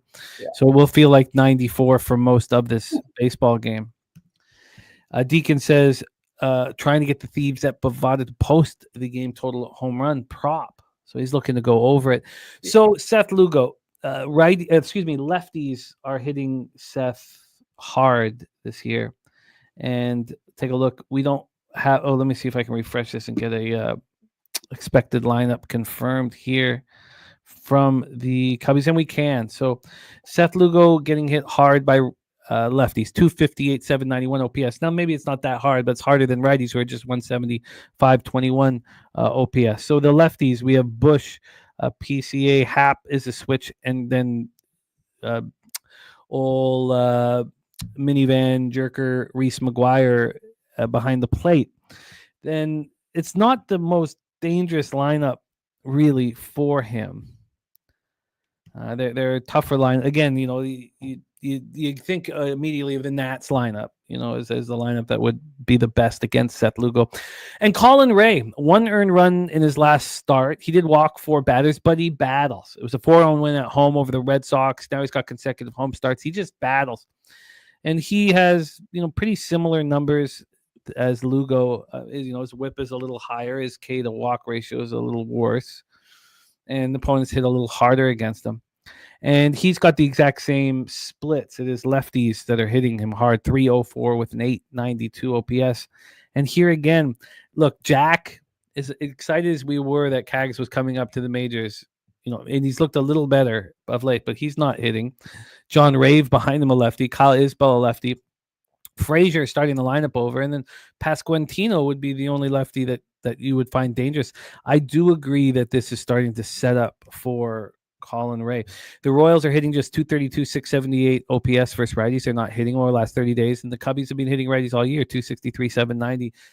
The Cubs bullpen has struggled, 4.57 ERA. The Royals bullpen has not been very good over the last 30 days either at 4.22 ERA. So that is the situation here. Let's take a look at the line history and pass it over to our guy, Wine Time. We have a lot of love for these Cubbies, and for good reason. We now see them at minus 166. They opened up at minus 149. That's a 17-cent move towards them. This is all becoming more and more appealing. Then from a total standpoint here, we have the 10. It's minus 111 to the under. This opened up at 10.5. So despite, the wind set the opening line, and the gamblers believe it was set too high. Take it away for us here. Wine Time, Royals, Cubbies. Yeah, Jim, this is going to be a pass for me sideways. Looking at the total here in this spot, Jim, I'm really looking at the over here in this spot, over 10.5. It's nothing I made official yet, but Jim, I'm looking a little bit more into this from the player prop market perspective. I'm not going to give this out officially, Jim, but I'm going to throw a little sprinkle. I'm going to throw $100 sprinkle on Michael Busch and PCA, both 1+ home run parlay for plus 900. These guys are, there's a reason why they're only plus 225 and plus 250 to hit home runs today. Michael Busch hitting at the top of the order now over Ian Happ. I haven't been watching a lot of Cubs baseball closely, but I know Happ was that leadoff hitter for a while, but Michael Busch has just been crushing the ball. I'm not going to give this out officially, guys, but just keep that in mind if you want to throw a little sprinkle on it. Plus 900, you can't really beat that with these two guys. We might see them hit home runs in the first inning. I don't know. I think there's going to be a lot of home runs hit today if you're looking at the prop market. Salvador Perez plus 250, Vinny Pasquantino plus 250, Ian Happ plus 300, Suzuki plus 225. It's looking like the ball is going to fly here today, guys, and that this total is going to go over. I'm going to wait on this over. I'm not going to move on it yet. I'm just going to throw this player prop in because I was looking at it, and this looks good. I don't know why I like this so much. So I'm going to move on this. Nothing official, but just something to keep an eye on during the game. I'm going to move on the Cubs -1 here. I'm going to bet this while we're right now. Yeah. The idea being, one, I thought that, you might want to invest more in this spot, and maybe it'd be a money line parlay, but I don't want to move on the Cubs double result. I want the entire game for the Cubs sticks to go to work against the Royals. I also think that Cubs backers should see a lot of success, and I know they have already this year, but as we move forward, because the Brewers are breathing down their neck, and that's going to make them more accountable, more alert, especially when they play weaker teams. Jeff Matthews says books need the Royals and the under. Let's take a look at that cash flow here, 64 and 86. So 36% of the tickets are coming in on the Royals based upon Seth Lugo's impressive numbers. 54% of the tickets on the under, 81% cash on the over, and yet its total's dropping, and AM thinks the total's silly. So, I want on that. So instead of doing a double result or something of that nature, I will look to maybe use it as a parlay piece if I choose to invest more in this. So I'm going to move on to Cubs -1. We got Jose joining us here shortly. In the meantime, we'll just keep rolling. And Jim, I do endorse the Cubs -1 with you guys on that spot. I do think that the team that's going to win today. I like Colin Ray on the mound here. I just think that there's going to be a lot of runs scored here. And I'm not sure if the Royals are going to be able to do that. And I know the Cubs are going to be able to score today. It's just going to be up to Colin Ray pitching well, I guess. But seen TJ, seen Spoons on this -1. I'm not even sure if we saw is Troy Torrance on the Cubs here today? Oh, yeah. I mean, he hasn't said it, but he has implied it. He said this. He said, "Oh, free bands is in. I missed free bands." And Gorky saying Cubs win. I think they do here. We had Troy saying, "Aren't we blessed to get the Cubs in their best spots back-to-back days?" Cubs at home, line moving towards them, total over 8.5, 20-4 straight up. So, Nasty Nate, no, we can't. We cannot, sadly. He is the backbone of everything we do here. We'd fall apart without him. And he's just rubbing one out before the show so he can be calm and relaxed. He's in the Southtown 101 bathroom right there. You know, he's rubbing one out real quick. The back bathroom. That's where we at. All right. Troy Torrance says Lucas had game on the road with the total over 8.5. He gave up 4 home runs. I'll be right back, Jim. All right, my man. We're going to roll up into our next spot. The Pirates immediately take a 1-0 lead, though, for those of you in Detroit, Pittsburgh. We have a 1-0 lead in the Marlins game, and we have a lot of stress here with Verlander and the bases juiced. I mean, God, I just can't believe I have a bet that includes Verlander pitching well here. It's an 0-1 count on Michael Harris, who I love. He's just a grinder. Now an 0-2 count on Justin Verlander. So let's see if the old man can veer back and fire one. BJ say KC throwing weak sticks out there, supposedly, and Kutch goes yard. Let's see if Verlander can deliver here. BJ also saying no Witt Jr. in the lineup either. I got to get this action in here. Let's see if Verlander can. No. Okay. Steve G in the house. Great to see you.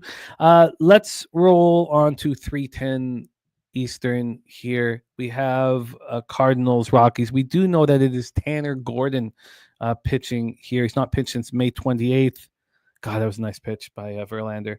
Haven't said that in a long time. Let's roll here. St. Louis Cardinals, Colorado Rockies, Coors Field, Denver, Colorado.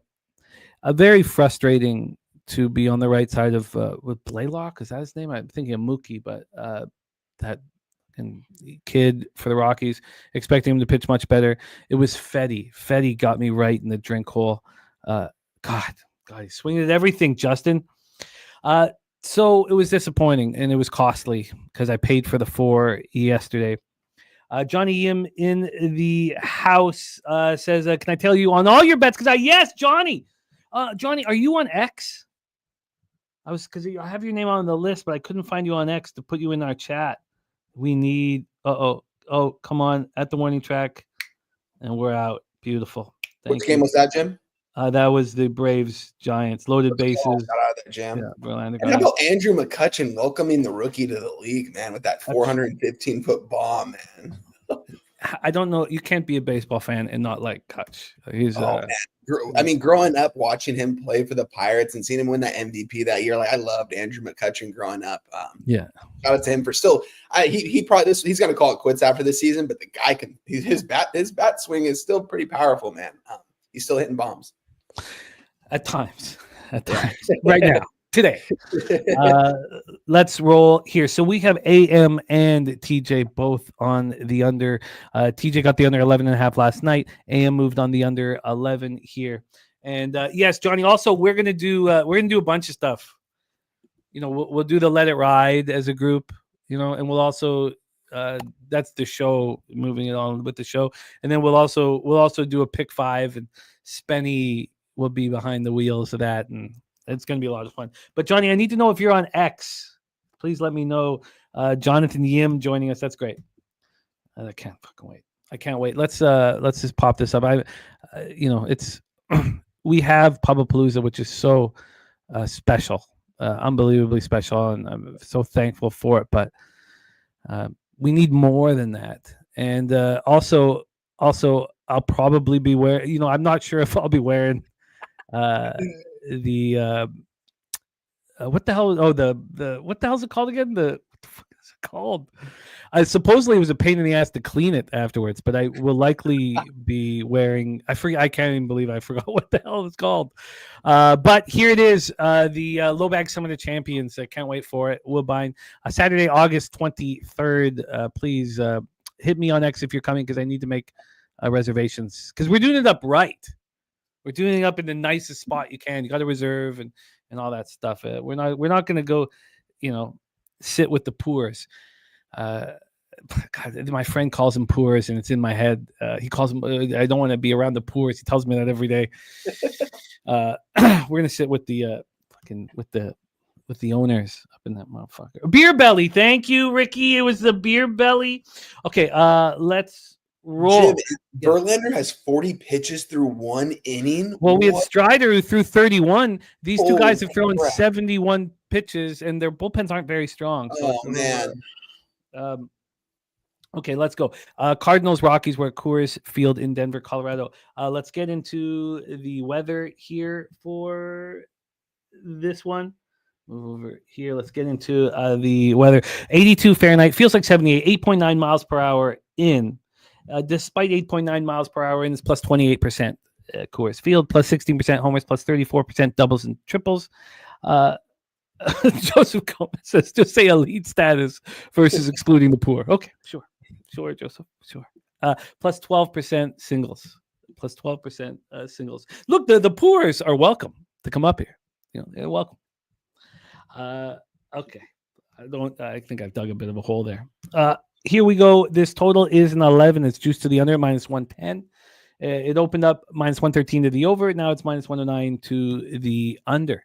Let's get to the money line here in this one. From a money line standpoint, we have the Cardinals at minus 181. They opened up minus 189. So we have a very slight move towards the Rockies, who've gone from plus 168 to plus 165. Let's get to the cash flow here for Rockies Cardinals. We have 52% of tickets on the over, but 77% cash on the under. It's clearly sharp action. 88% of tickets and 89% cash on Palante and the Cardinals. So the question that we will ask, 1-0 Cincy top 4. Damn it. Ellie stole second and then a base hit right up the middle. One out, though, right here. Let's get out of this inning, hopefully with no more runs. Damn. You're just on the under in this one, right, Jim? You didn't move on the Nationals? I did. I moved on Nationals first 5 innings. First 5. Damn it. Let's talk about Andre Palante, and let's bring in the producer of this show, the backbone of Pub Sports Radio, coming to us from our home studio, Southtown 101 in San Antonio, Texas. A man known for that tiny little bit of skin that was chopped off of him at 7 years old. Please welcome our friend Snips to the show. Snips, how are you? Jimmy, I'm doing well. Nice to see you. It's been a while since we've seen each other on screen. How are you, Jimmy? How's Vancouver? Vancouver was great. Vancouver was great. I'm happy to be back in action. I'm excited about what is to come here with college football. Now exactly 1 month away. The Ireland game is on Saturday, August 23rd. I know that for sure because Bobano is ensuring that we have a big screen available because it looks like Bobano will be. That's going to be a good one. That's going to be a good game. Of champions. It will be a good game. By the way, some people have already made their bets for week 1. On this panel, Jimmy, and Jose Bouquet is one of them. Let's go, Jose. You see where that line is for Baylor now, right? I haven't looked. I bet Baylor +3 and the over at 56.5, something like that. I forget what it was. It's out at 57.5, and they're down to a +1.5. It's going to be down to I thought it was going to be down to a +1 before August 29th, the day on that Friday, August 29th. Yeah, I want to say that's the date, the Friday night game. This is going to get down to a pick 'em. Who knows? Maybe even Baylor might switch to a favorite, but. Shout out to Jose for riding with Moose on that one, man. I'm happy for you, man. Heck yeah. Look how it seems like he's older or more mature. Look how calm he is. Still showing those arms for legs, but still. He makes his bets a month ahead of time. What do you expect? Look how calm. Yeah, I bet. Don't forget, I bet the under in the Jets game as well. Jets Steelers under 39. No fucking points being scored in that bullshit ass game. Wow, I haven't even looked at NFL yet. What a couple of shit football teams.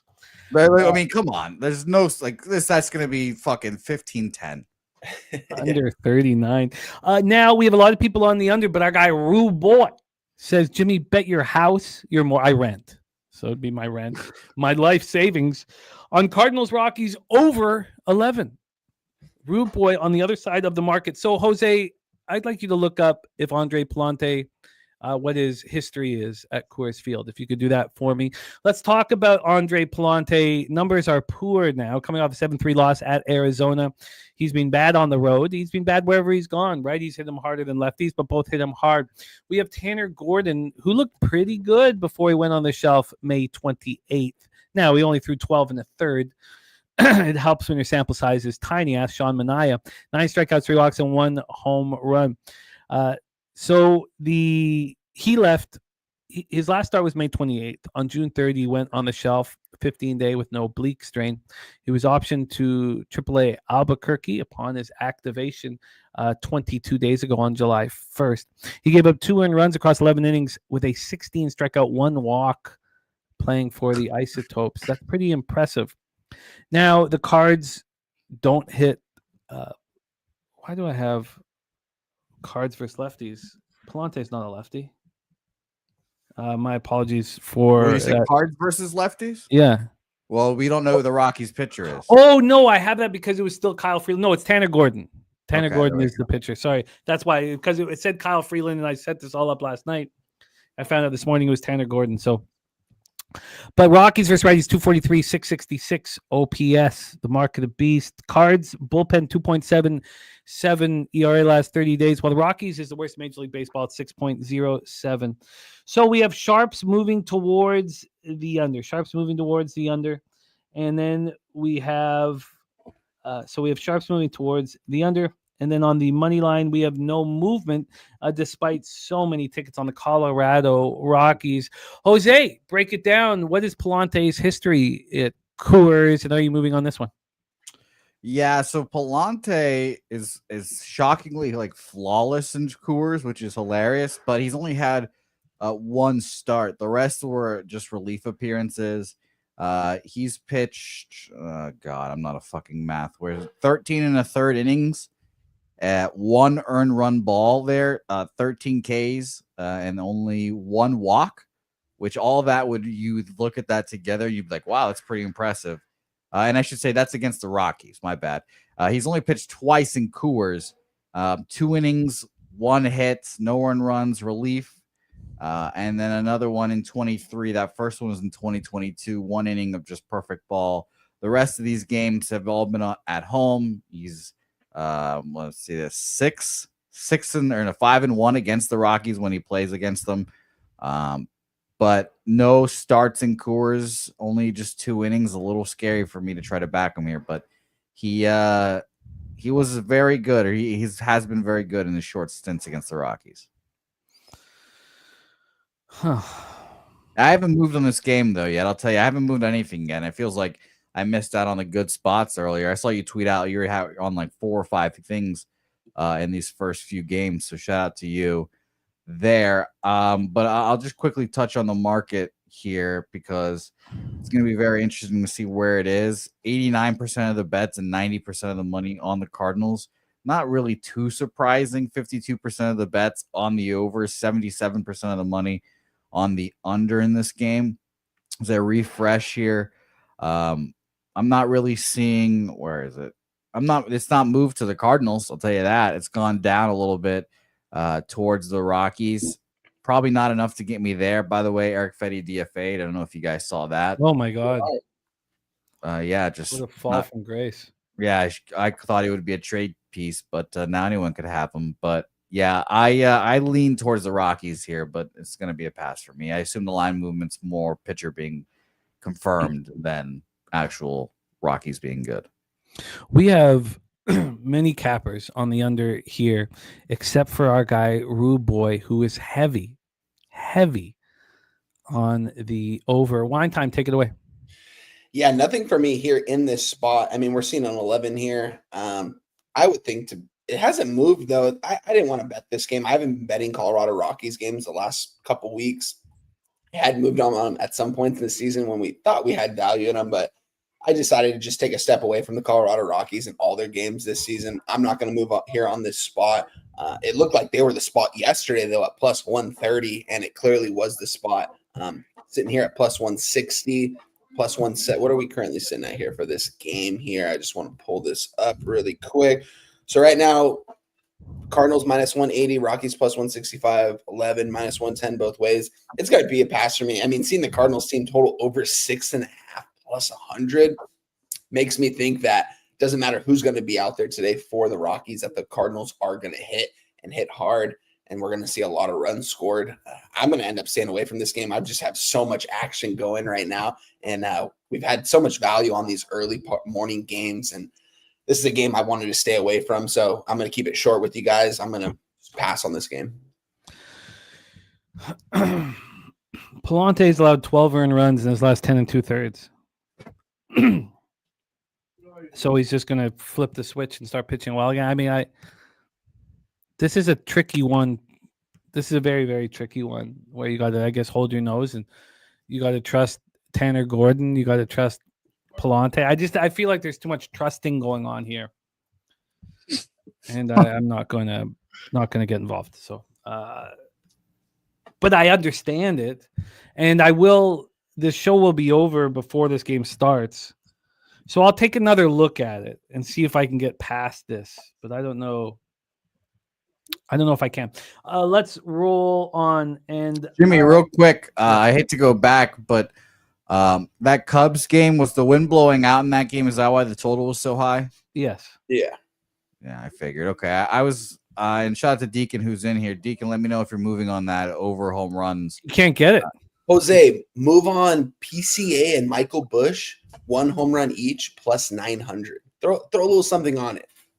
It's hilarious. But so I guess they don't put it on there, Jimmy, because they know it's gonna hit. Or I'd love to see, because Deacon's had to request a certain offshore to put it out there. Yeah. And I've seen him do it before. So I'd love, Deacon, let me know if you're doing that today, because I use those odds to send to my local to then get my bet in. So let me know if you end up doing that, because that's obviously a bet I'd be interested in. Oh God! Thank God I haven't even put in my Cubbies -1 yet. Thank you for saying that, Troy. I would have. Okay, I should put my entire bankroll on the Cubbies. That's what I should do. Wow, it's a lot of money. That's a lot of money there, Troy. Okay, so Jose, why don't you set us up for Astros, Diamondbacks? My man Brandon fought on the mound against Brandon Walter, a lefty that I like. But I want to take over, my man. Yeah, so there's a lot of interesting games on the slate here today. This one was one of them, just based off the line. And TJ, I battle my Brandon Pfaadt bias very much every day, because as much as I like Brandon Pfaadt, he has been struggling, overall through the year. And TJ will remind us that Brandon Pfaadt perhaps is a one-hit wonder. That he was spectacular in his last start. Well, he perhaps had a one-hit wonder type of postseason, and again, what are you talking about? This is I'm talking about what TJ has said here. I'm just said that you, quote unquote, he's a one-hit wonder. This guy's trash. I know that you don't like when people say this, Jimmy, but TJ is the one that is anti-Brandon Pfaadt here. Do you remember the capper who told me that Quinn Priester was the worst pitcher in Major League Baseball? Yeah, yes, I remember that day. What was his name? I don't remember his name. I remember his name was fucking Josh Lauer. Josh fucking Lauer, who no longer caps with us because he's so fucking wrong on all of his fucking ideas. Josh Lauer, wherever you are, I know you're losing so much fucking money that you can't gamble. Josh Lauer, Quinn Priester's the worst pitcher in Major League fucking Baseball. I don't know a goddamn fucking thing about this sport. Continue, Jose, my friend.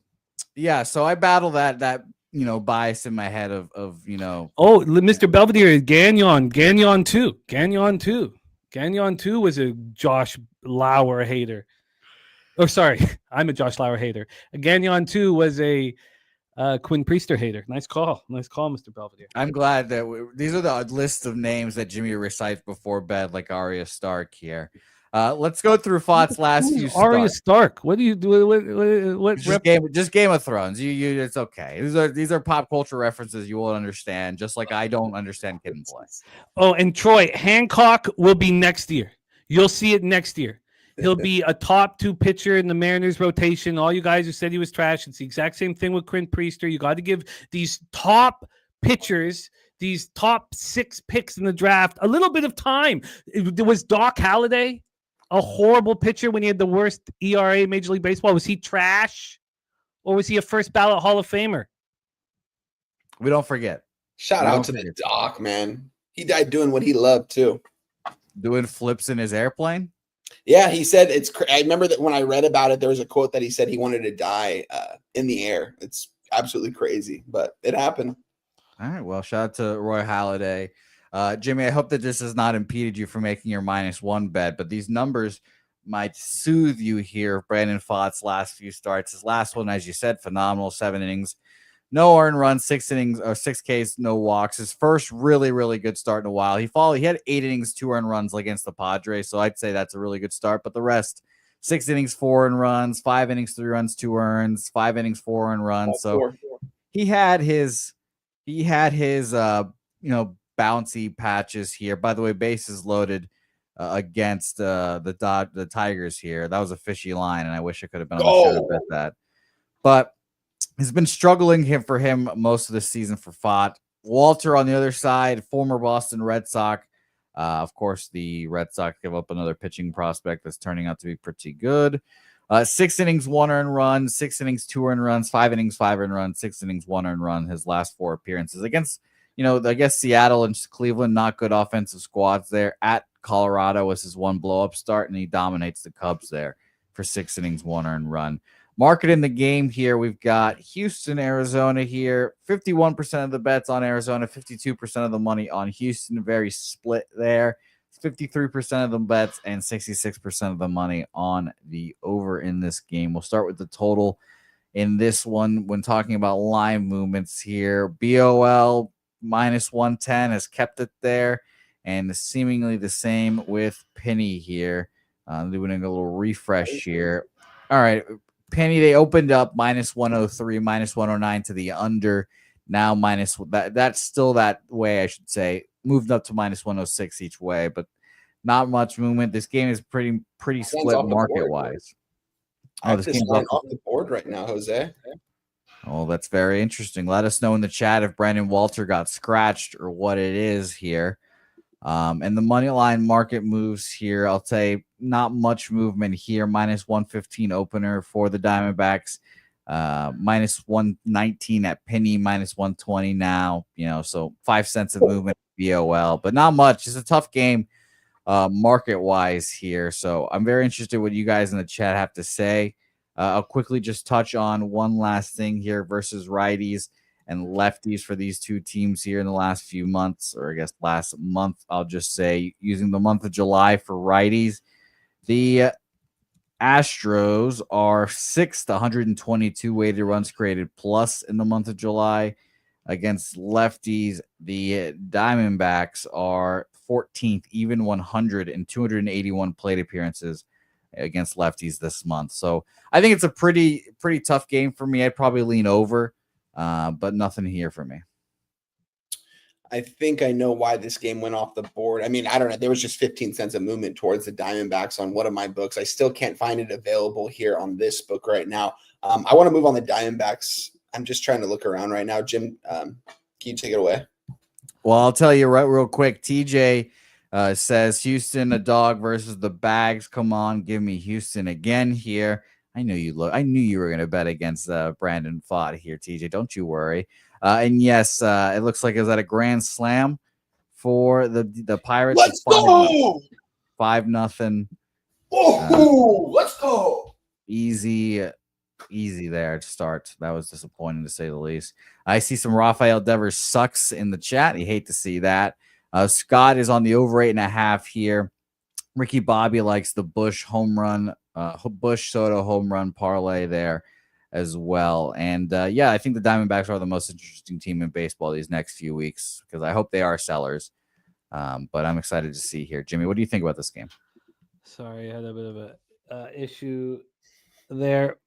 Well, look, I don't want to go head to head with TJ.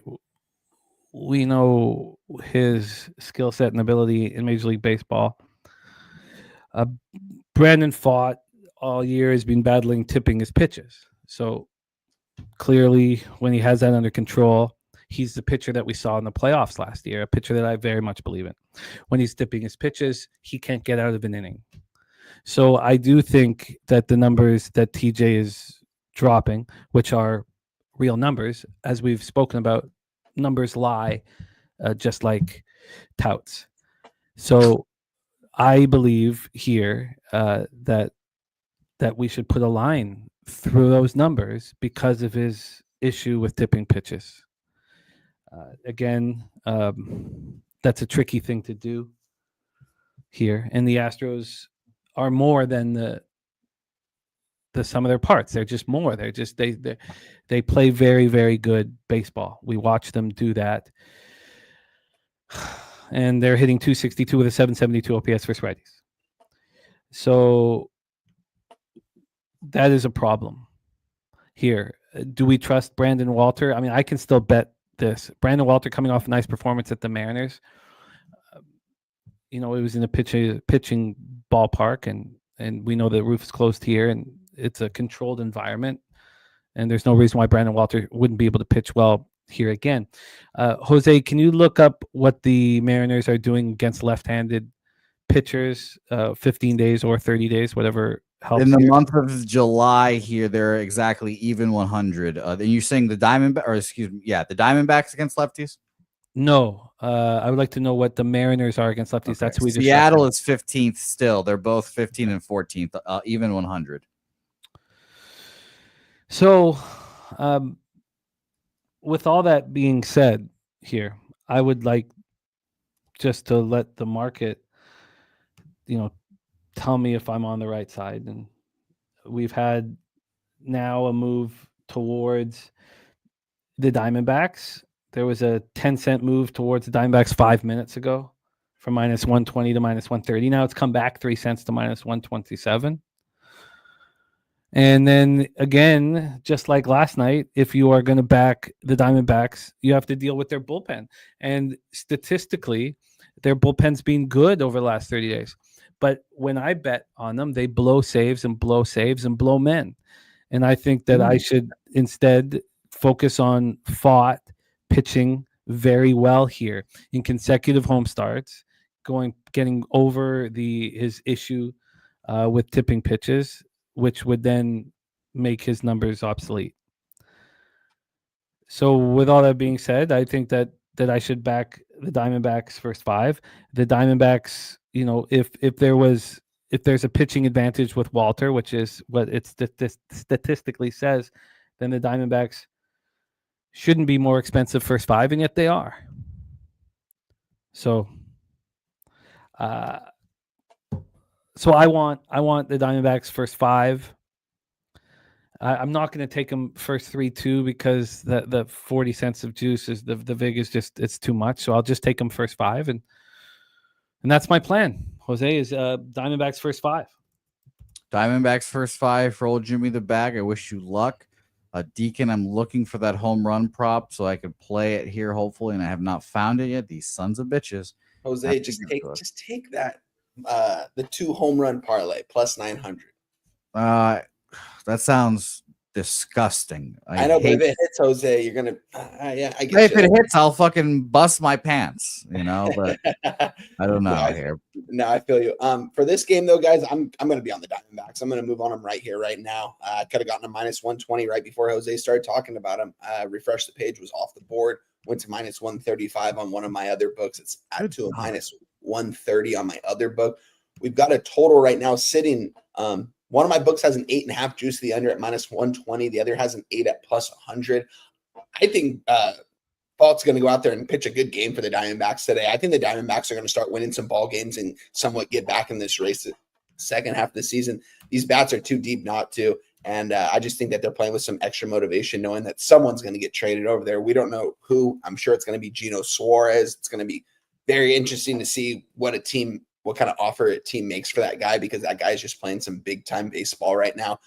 I've never seen someone come up with multiple runners in scoring position and just hit so many bombs this season. It's absolutely wild to see. He doesn't go up there and hit solo home runs. He hits 3-run bombs on a regular basis. He does way better when there's people on base, and I think we're going to see a jack out of him today.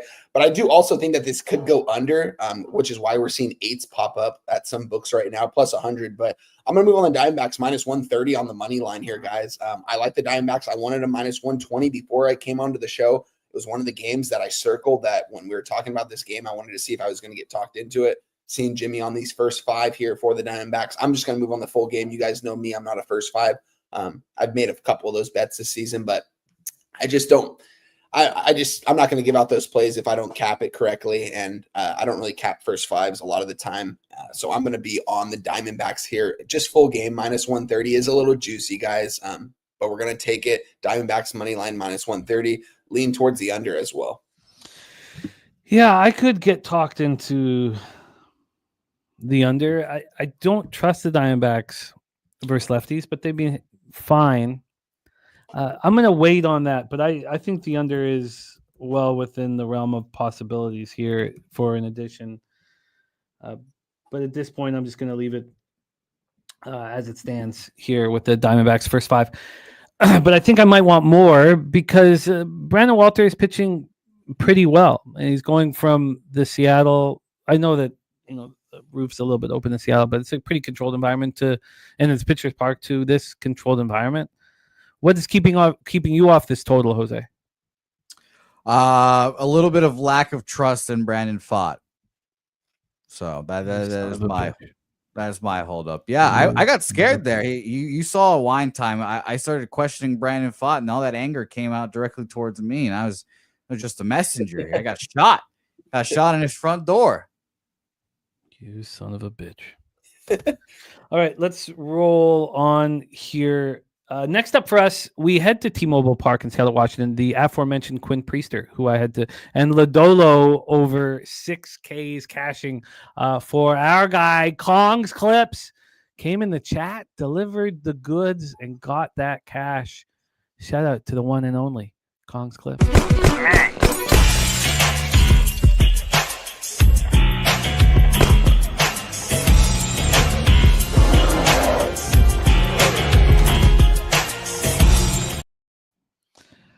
Philly Eagle Flyer is on that Mets tied after 2. Philly Eagle Flyer, thank you for joining us. AM saying quick inning for Minaya. So we have the free bands play today from our Dougie Wise on the Seattle Mariners, Brewers, Mariners, T-Mobile Park in Seattle, Washington. Let's take a look at the weather here in Seattle. We have 67 Fahrenheit, 4.5 miles per hour to right field, stays at 4.5 miles per hour. Priester is shoving right now. Damn it. I lost that Nats first 5, but can we get that full game under? And annoying. So let's get back to this T-Mobile Park in Seattle, Washington. Ballpark Pal has T-Mobile minus 4%, plus 5% homers, minus 12% at doubles and triples, and minus 2% singles. We have a 1-0 New York Met lead. Priester and Castillo. Now, I was shocked to see the 7.5 yesterday. Very, very surprised to see it. Let's take a closer look at what it is now. It just didn't make sense. So now it's a 7 juice to the over. It just moved to 7.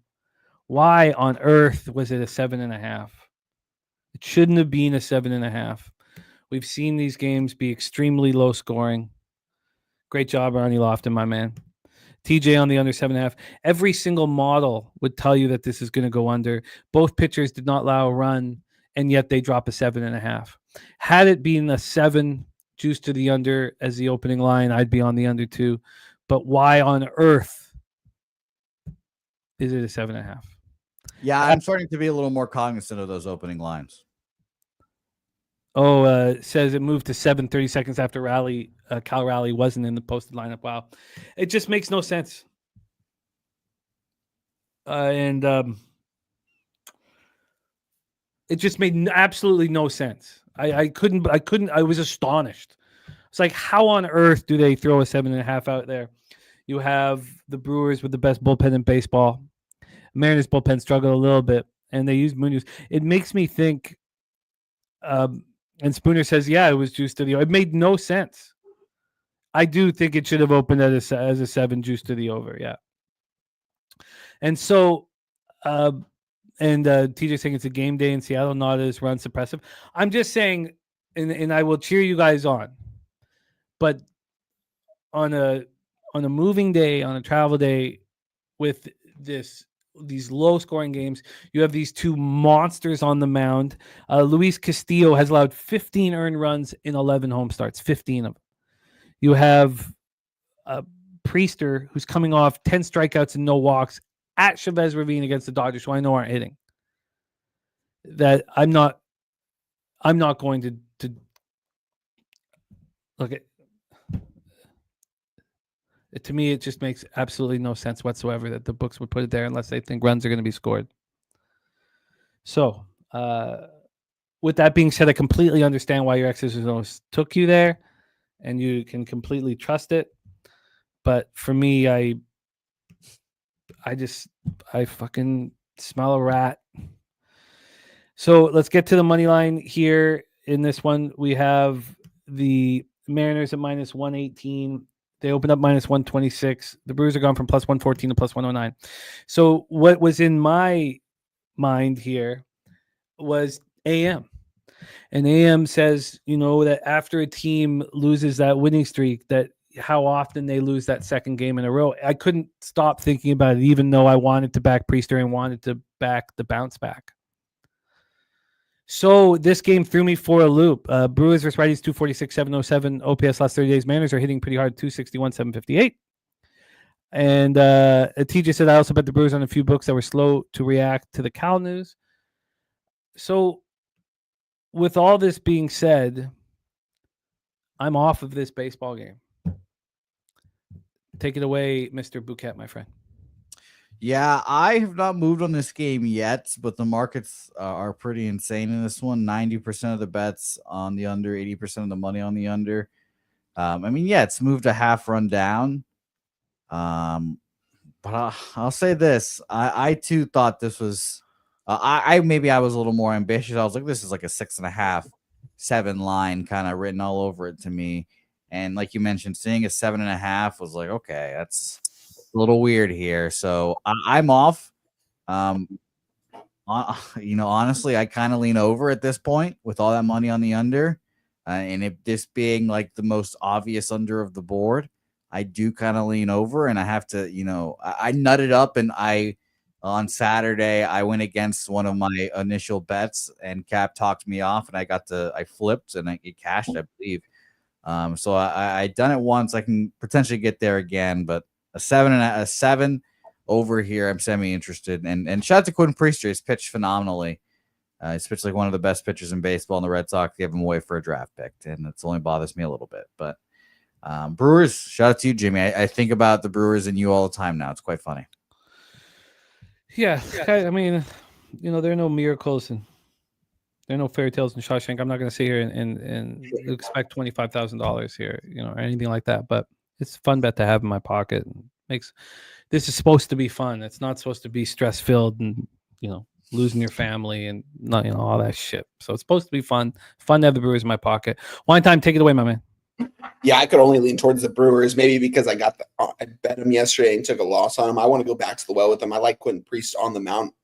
I think he's got better stuff than Luis Castillo. I know it's early on, but this guy's got really good stuff. I really like what this guy's doing. Everything that the Milwaukee Brewers are doing right now, guys, is the right way how to play baseball. If you look at their fundamentals, everything they do out on the field, it's like, I don't know, they're just out there playing ball. You know what I mean? There's no stress. There's no pressure, it seems like, for such a small market team like them. They go into this season with this small payroll. You look at their team from the outside and going into the season, you can't tell me you would think they'd be 60-41. And if so, you'd have to give me a pretty good damn reason why. Their pitching has been pitching really good this season, and they've gone on a crazy run. They've beaten the Dodgers. They're 6-0 against the Dodgers this year. It's absolutely wild. This team is deep. They're playing some good ball right now. And we're getting plus money on them again here. Got the plus money yesterday. I'm getting a plus 110 on the books right now. I just don't know if I can do it with as hot a baseball they've been playing. Just seeing them as a dog. I get it. Luis Castillo, this guy's been dominating the league the last couple of years. He's a really good pitcher over there for Seattle, and Seattle too. This team is fighting for a playoff spot. They're fighting for division. They're fighting for a wild card spot, whatever they can get. So this should be a good ball game. I don't know. I'm kind of talking myself off the Brewers right now. The more I look at this, just seeing them as a dog, coming off a loss as a dog again. I know everyone that backed them yesterday is going to back them today. It's going to keep me off this game, guys. I'm not going to end up moving on the Brewers here. It just seems a little bit too good to be true that they're getting plus money. I get it. The Mariners are a good team. Like I said, Luis Castillo is a good pitcher, but the Brewers are hot. And maybe it's because the public isn't really catching up on them. I missed the market. Could you guys read me off right now the percentage and the bet percentage on the side in this game? Yeah, I got it. 61% of the bets are on Milwaukee here. 56% of the money on Seattle. The line has moved backwards towards Milwaukee here. I see minus 130 opener, minus 120 now where we used to play poker. And same thing at Penny, minus 126, now down to minus 118. So I definitely lean Milwaukee with you. Yeah, I'm going to stay off this game as of right now, but this definitely seems like a Milwaukee Brewers spot I want to. I guess it doesn't quite correlate enough for me to actually move on it. I'm comfortable moving off of this.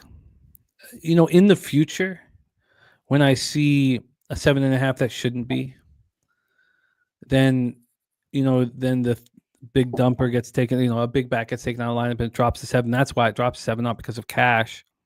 Then should I move on the over, even though it goes against my X's and O's? That's what I've got to figure out and deal with. I'm very interested in this baseball game.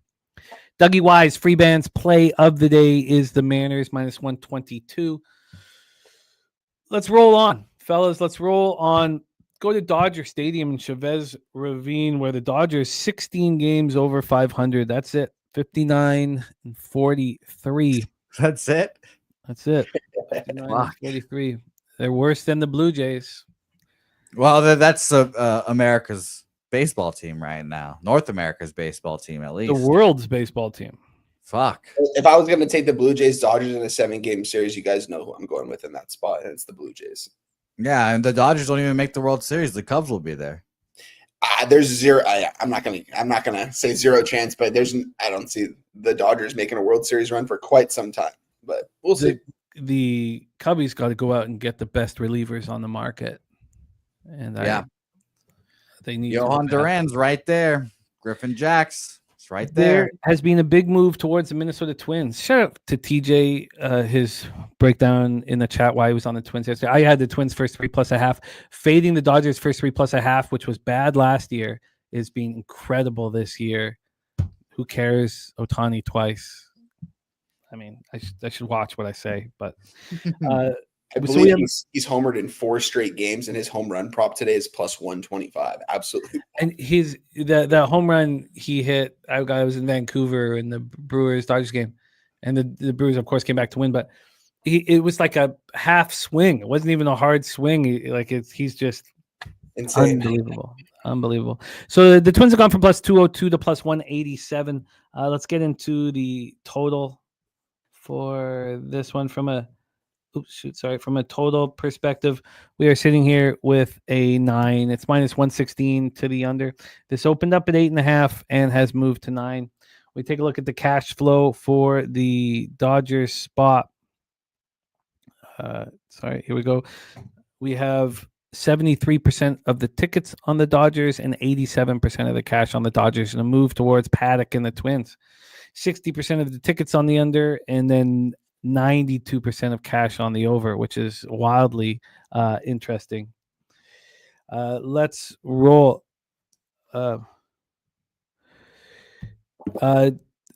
Robert Cherry, my man. I want to see the background. We want more of you on the show. Without a doubt, I know you're talking to our friend Snips Two Tits, but Chris Paddock, 3-9, 5.14 ERA, 1.31 WHIP. He's looked terrible of late. Now, those weren't the easiest of spots the last 2 starts.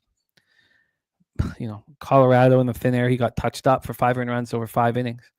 On the road, he's been bad this year. I've only wanted him at home, but he has hurt me at home of late as well.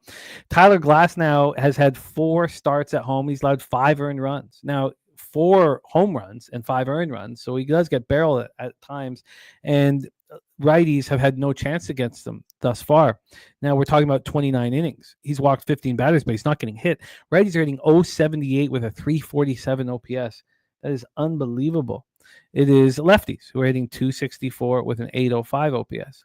We have a confirmed lineup from the Twins.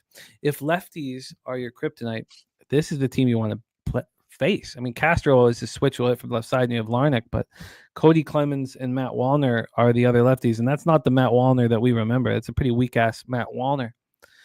So Glasnow is set up to pitch well here. TJ says won't back the Dodgers at this price, but certainly not going to back to the bank on the Twins today. I agree with that. The Twins versus righties, 232, 700 OPS. The Dodgers are hitting horrifically, and we talked about that yesterday. Last 30 days against righties, 226, 60 OPS. Dodgers bullpen, bad. It's wild watching this team struggle. Twins bullpen is over. The Twins bullpen's been bad, and they allow 1 run less over 9 innings than the Dodgers. Wine time, take it away. Twinkies, Dodgers. Yeah, I've been on the Twins in both of these games unofficially. Didn't back them on either side on Twitter. Didn't end up tweeting it out just because there's a later game on the schedule, and I forgot to. We got the money with the Twins yesterday, and we lost in game 1. We got them at plus money yesterday. I'm going to go ahead and take a step away from this game.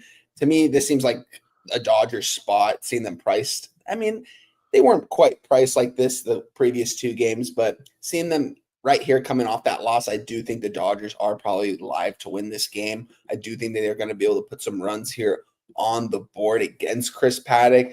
I back Chris Paddock at times this year, and he's made me some money.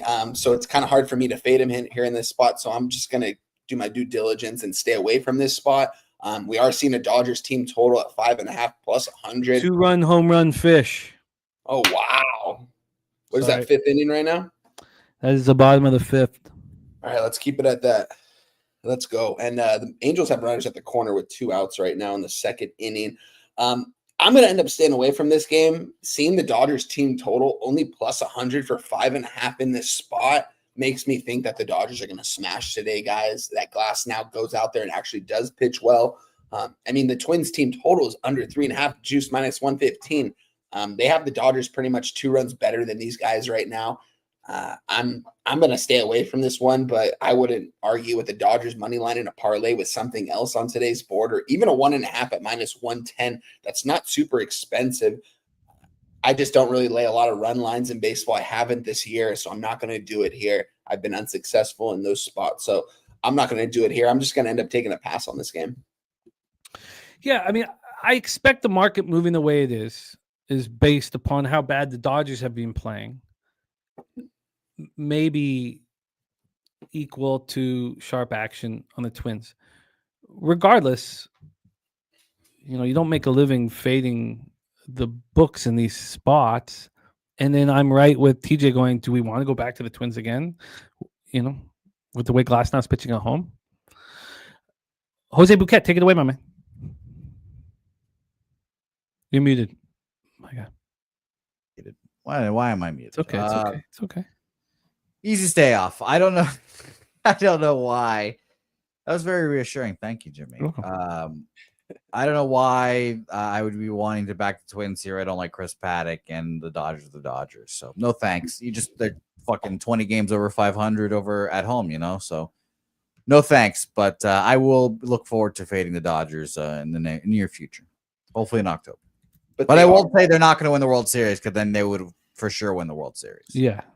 No, but they are 0-3 at home against the Milwaukee Brewers. Just saying.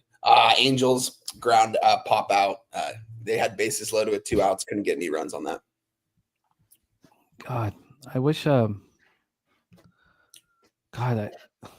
just off that. I'm off that Twins Dodgers game. Let's keep it straight. Christopher Tatum in the house. Nice to see you.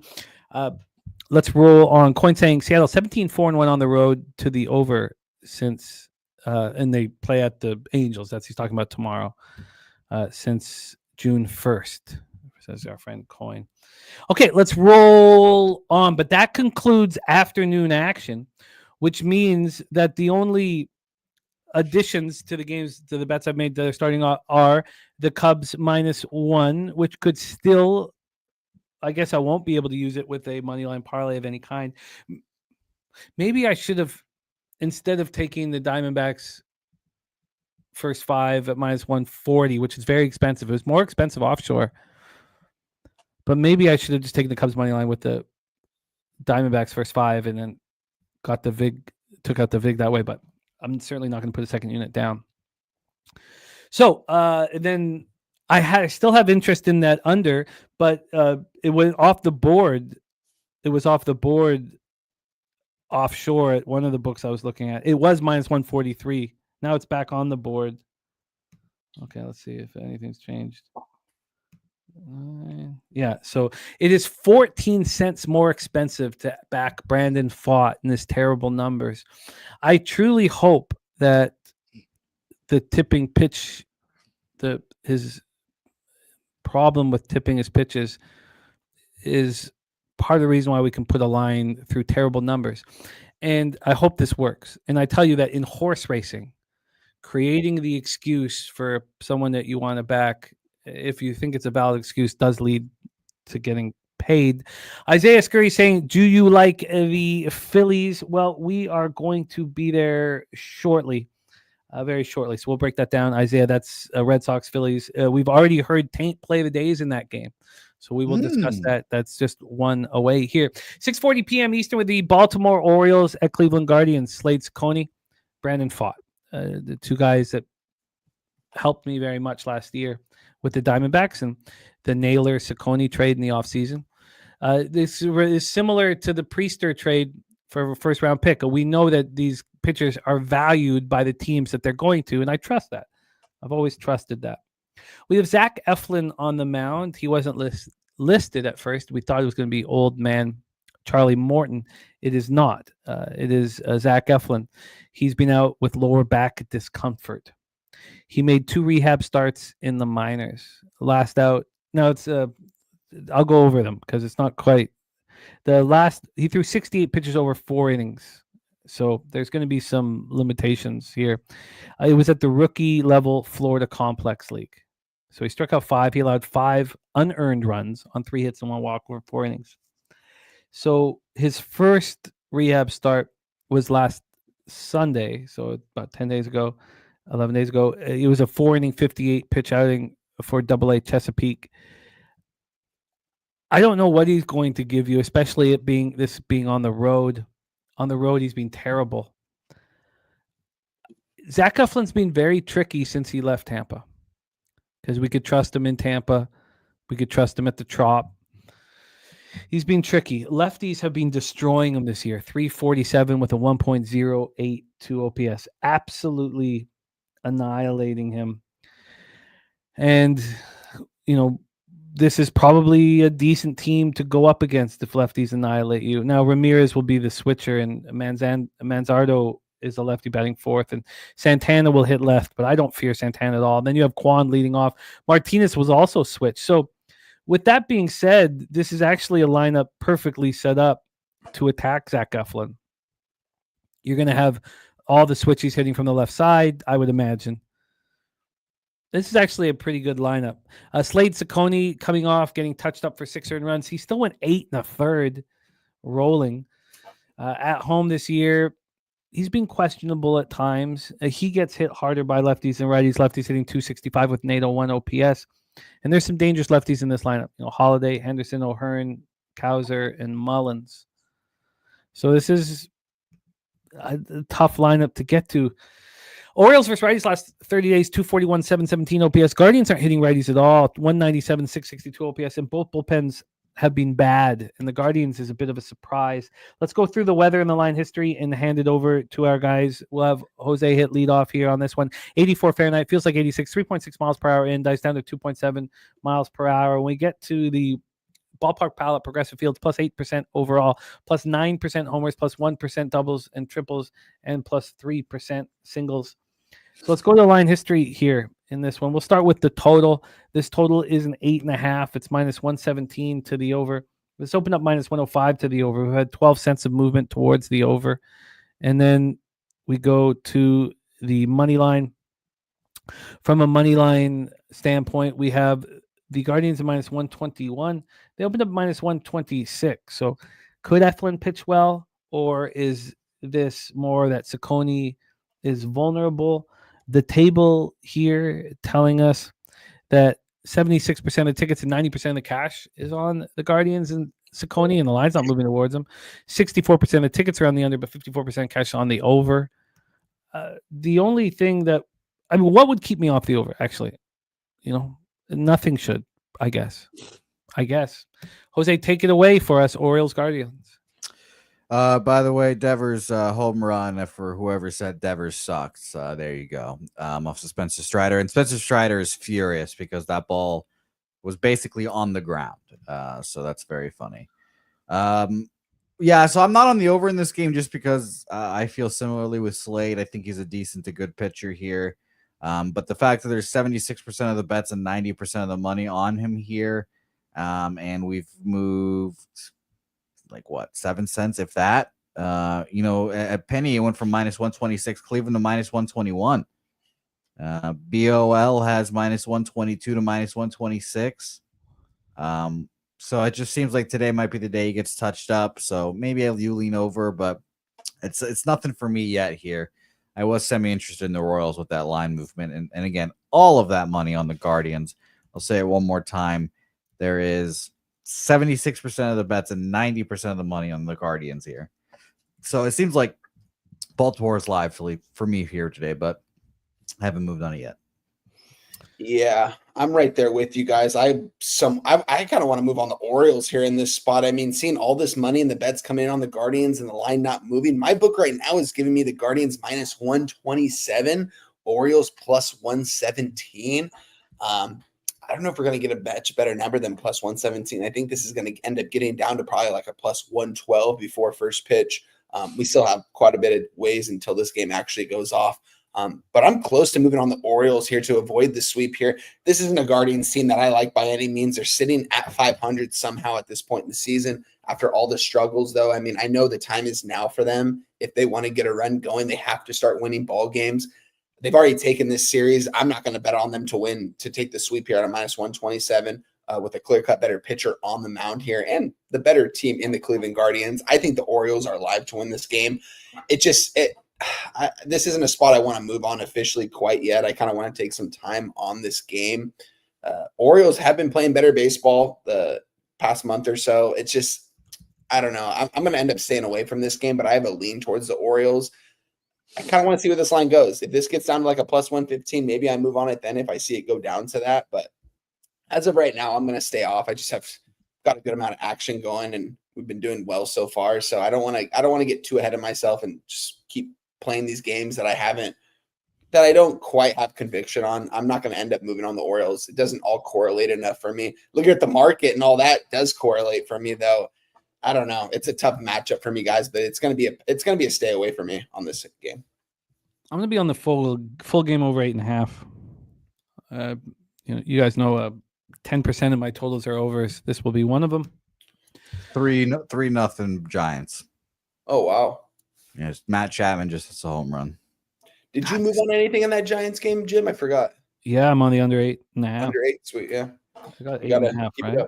And then we got the 8.5 in the Nationals. That's 1-0. We're currently in the top of the 7th inning right now. We still have a lot of baseball to be played, but yeah. Yeah, old Connor Pelkington is on the bump for the Nationals, so you're in good hands. Pelk, man. All right, let's roll on. I like the over in that one. TJ says first 5 TJ special on the Giants. And we had a lot of backers here bullish on the Giants. Great work by the squad here. Swiggy's on the Cubs and Spanish women's Euro soccer double chance. -110 for our guy Swiggy. Not bad. Let's roll on and talk about Jose's Boston Red Sox and Lucas Giolito on the bump. That's not all.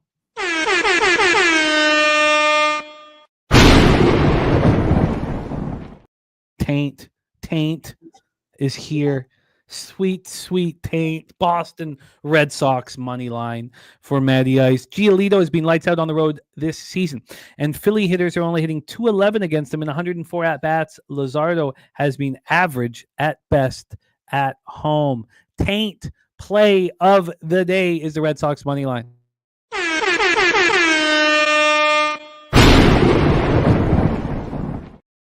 We have AM on the over 8.5 here in the Boston Red Sox game.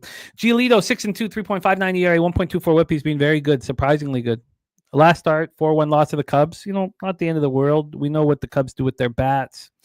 4 earned runs over 5 and a third. Jason all in the first inning too, I believe, except for one. So yeah, bad start and then figured it out. He's been good.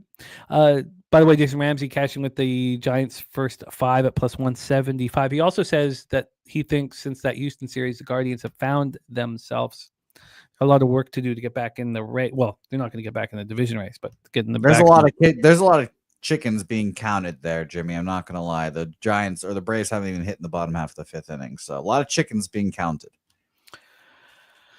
I respect it, but a lot of chickens being counted over there. Well, let's go back to this chicken, Lucas Giolito. On the road this year, as Matty Ice described, he's been very, very good on the road. 7 starts. He's only allowed 12 earned runs, 13 walks, 43 strikeouts. He's been very good. Just 28 hits over 42 and a third. I'm shocked that these are Giolito stats. 188 opponent's batting average. He's been very good. TJ says this game had a big pump fake with limits. Now one-way movement. I agree. Boston spot unlikely to get there though. But Scott also telling us that no Kyle Tucker for the Chicago Cubs. No Kyle Tucker for the Cubs. With Jesus. Oh, and righties hit Giolito harder than lefties. Righties hitting 281, but just 731 OPS. Coin saying that the Phillies are just 15, 24, and 3 to the 15, 24, and 3 to the under since June 1st. Let's talk about Jesus Luzardo, 4.29 ERA, 1.43 whip, another pitcher who's been hurt by tipping his pitches, which is very tricky to cap. His last start, he allowed 4 runs over 4 2/3. The 6-5 loss at home versus the Angels. At home, he struggled this year, but again, if it's just tricky. It's tricky because if you put a line through those games where he was tipping his pitches, he's been quite good. Righties, of course, hit the lefty harder than lefties. He's got the regular splits. Both teams are hitting almost identical. Red Sox versus lefties last 30 days, 244, 713. Phillies versus righties, 246, 718. And both bullpens have been very good. Let's get into the weather here. 81 Fahrenheit, feels like 82, 7.2 miles per hour out to left center, dies down at 6.3. Let's get into the ballpark pal expectation here of this beautiful stadium in Philly Citizens Bank Park, plus 10% overall, plus 27% home runs, plus 2% doubles and triples, and minus 5% singles. Line history wise in this one, we have the Boston Red Sox at plus 121. They opened up at plus 130. So we've had to move towards the Boston Red Sox. And on the total, from a total perspective, we have the 8.5 minus 118 to the over. This opened up minus 107 to the over. We had 11 cents of movement towards the over. This is your Boston Red Sox, Jose, so you should probably hit lead off. So why don't you tell us your thoughts on Red Sox Phillies? Yeah, I probably will end up moving on the Red Sox here. It's the classic. You lose the first two, you win the last one. They did the same thing with the Cubs last game. And I don't know. They've been getting a little shitty calls, and then just like shitty little things happening to the Red Sox are just unlucky. Like catcher's interference back-to-back days to score runs. By the way, Carlos Narvaez has 5 catcher's interferences this year. The next closest team has 5 catcher's interferences on the year. Red Sox have 8 now on the year, which is hilarious. Shout out to Jason Varitek, I guess. But I still trust the Red Sox here. Jesus Luzardo is a very good pitcher, but Red Sox hit lefties well. They'll bring out the lefty lineup against them. I am a little worried about Romy Gonzalez, who's been struggling since the All-Star break. Red Sox against lefties, 206, 90 weighted runs created plus on the month of July here. But if you expand that out from June to July, from the June 1st to today, 116 weighted runs created plus, 4th best in the league. So a little bit of conflicting feelings. I do lean Red Sox. I haven't moved on it yet. By the way, Trout Bomb. There you go. And Mr. Justin Mcelvy, Stacks #1 cashing. Stacks.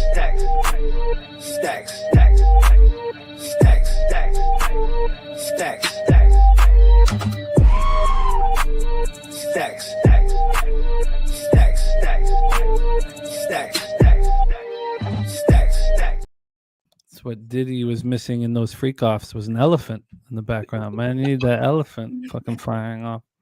Wow. Red Sox, Phillies. Now, as much as I would like to say that everything kind of pointing us towards the Boston Red Sox, Troy says that line movement in this market type has been historically misleading. He is the home team winning 59 to 68% of the time. But it is hard here not to... I keep going back to who is Jesus Luzardo really? Because there's times where he looks elite, and when he's tipping his pitches, he looks like a double-A pitcher, single-A pitcher. Wine time, Red Sox, Phillies, take it away. Yeah, shout out to my guy TJ, said, what a thing of beauty for Trout. Outside pitch just goes the other way, might stir up a breakout for him. Yeah, I mentioned it. He said in his post game yesterday he's been battling something in the cage since the All-Star break. But Sean Manaea, 9 for 21 going into this game against him. Trout punishes pitchers that he does well against throughout his career. So shout out to him. Looking at this game, Jim, I hate that I didn't tweet this out yesterday, guys. Usually when I don't tweet stuff out, it's usually in the later games because I just end up forgetting to tweet it out. It's kind of a last minute play. And it's kind of too late for me to post it. So sometimes I don't. This was one of the rare occasions where I took a play and didn't tweet it out, and I'm not getting as good of a number, but I'm still getting pretty close to the number. I got the Red Sox yesterday at plus 130. I'm going to give them out to you guys and tweet it out at plus 125 because that's what I'm currently getting at my book right now. You guys know me. I've been backing Lucas Giolito this season. Jose knows that I've said nothing but good things about this guy, whether it's been taking his unders, under totals in the game, whether it's back in the Red Sox in his starts. This guy has been successful for us this season. Shout out to Lucas Giolito. This guy's career was pretty much almost over. I thought it was going in the completely wrong direction. And he has been pitching well this season. And I do owe Jose an apology because I said this Red Sox team was heading in the wrong direction weeks ago. And this team is heading in the right direction right now. I like everything they're doing over there. Red Sox have made me some good money this season, whether it's taking them as small favorites or dogs at plus 120, plus 130 in those ranges. It seems like they've been really successful in these spots. This seems like a spot Lucas Giolito can go out there and pitch well against a good Phillies lineup, guys. Don't get me wrong. You guys know me. I think this Phillies lineup is one of the deepest teams in all of baseball, but I think the Red Sox are going to have a gritty game today, and they're going to be able to grind this one out. And Lucas Giolito is going to be able to give us 6 solid innings here in the game. So, I'm going to give you guys out the Red Sox plus 125. I'm going to tweet it out right now. I took it at plus 130 yesterday, so I don't have to place it again. But I'm going to give it to you guys at plus 125, Boston Red Sox. Yeah, I mean, I think it makes sense. The only reason why I'm a little pensive is just because of what Troy said, but I expect to join you on the Red Sox here. I feel like the risk reward makes sense with this price point. Jose, are you moving on it or still thinking about it? I will stay off for now and just sit back and watch. Well, we talked about your Boston Red Sox. Let's talk about my Toronto Blue Jays hosting the Bronx Bombers here at the Rogers Center in Toronto, Ontario. It is warm. This is beautiful. Let's take a look at, I think.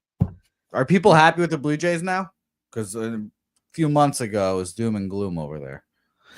People are just negative assholes. Everybody's very excited about it. It is a team that's easy to cheer for as well. They're a workman-like group, and all of the hate towards Atkins and Shapiro is, pretty much gone. Future All-Star Ernie Clement. How do you not love a guy who's just played his whole career in the minors, just like Nathan Lucas? I mean, they're very easy to cheer for. 79 Fahrenheit feels like 79 Fahrenheit. 6.3 miles per hour out to left field. It dies down to 5.4 miles per hour. We do on the Blue Jays. Black Thor King play of the day. Blue Jays plus 1.5 and the money line. Troy says another one where line movement has been misleading. I want the Blue Jays. Fried regressing. Interesting take on Fried. Isn't what he did against the Cubs? I mean, the Cubs rake lefties. Do the Jays? And the answer is no. I think it's much easier. The Jays are 225, 709 OPS versus lefties last little while. We also have the over 8.5 from AM at plus money. So let's talk about it. Interesting. Very, very, very interesting spot. Ballpark Pal has Rogers at even, plus 5% homers, plus 11% doubles and triples, minus 6% singles. Hard to believe that would be even. Spooner saying Max Fried dealing with a blister. And Justin McCelvy says need the Yankees to win the cash series. He posted on 721 Stack Series play of the day debut. On the road this year, Fried's been good. 20 earned runs over 11 starts, just 56 hits allowed over 69 and 2/3. Only walked 12 batters, opponents hitting 220 against him. His splits are very good.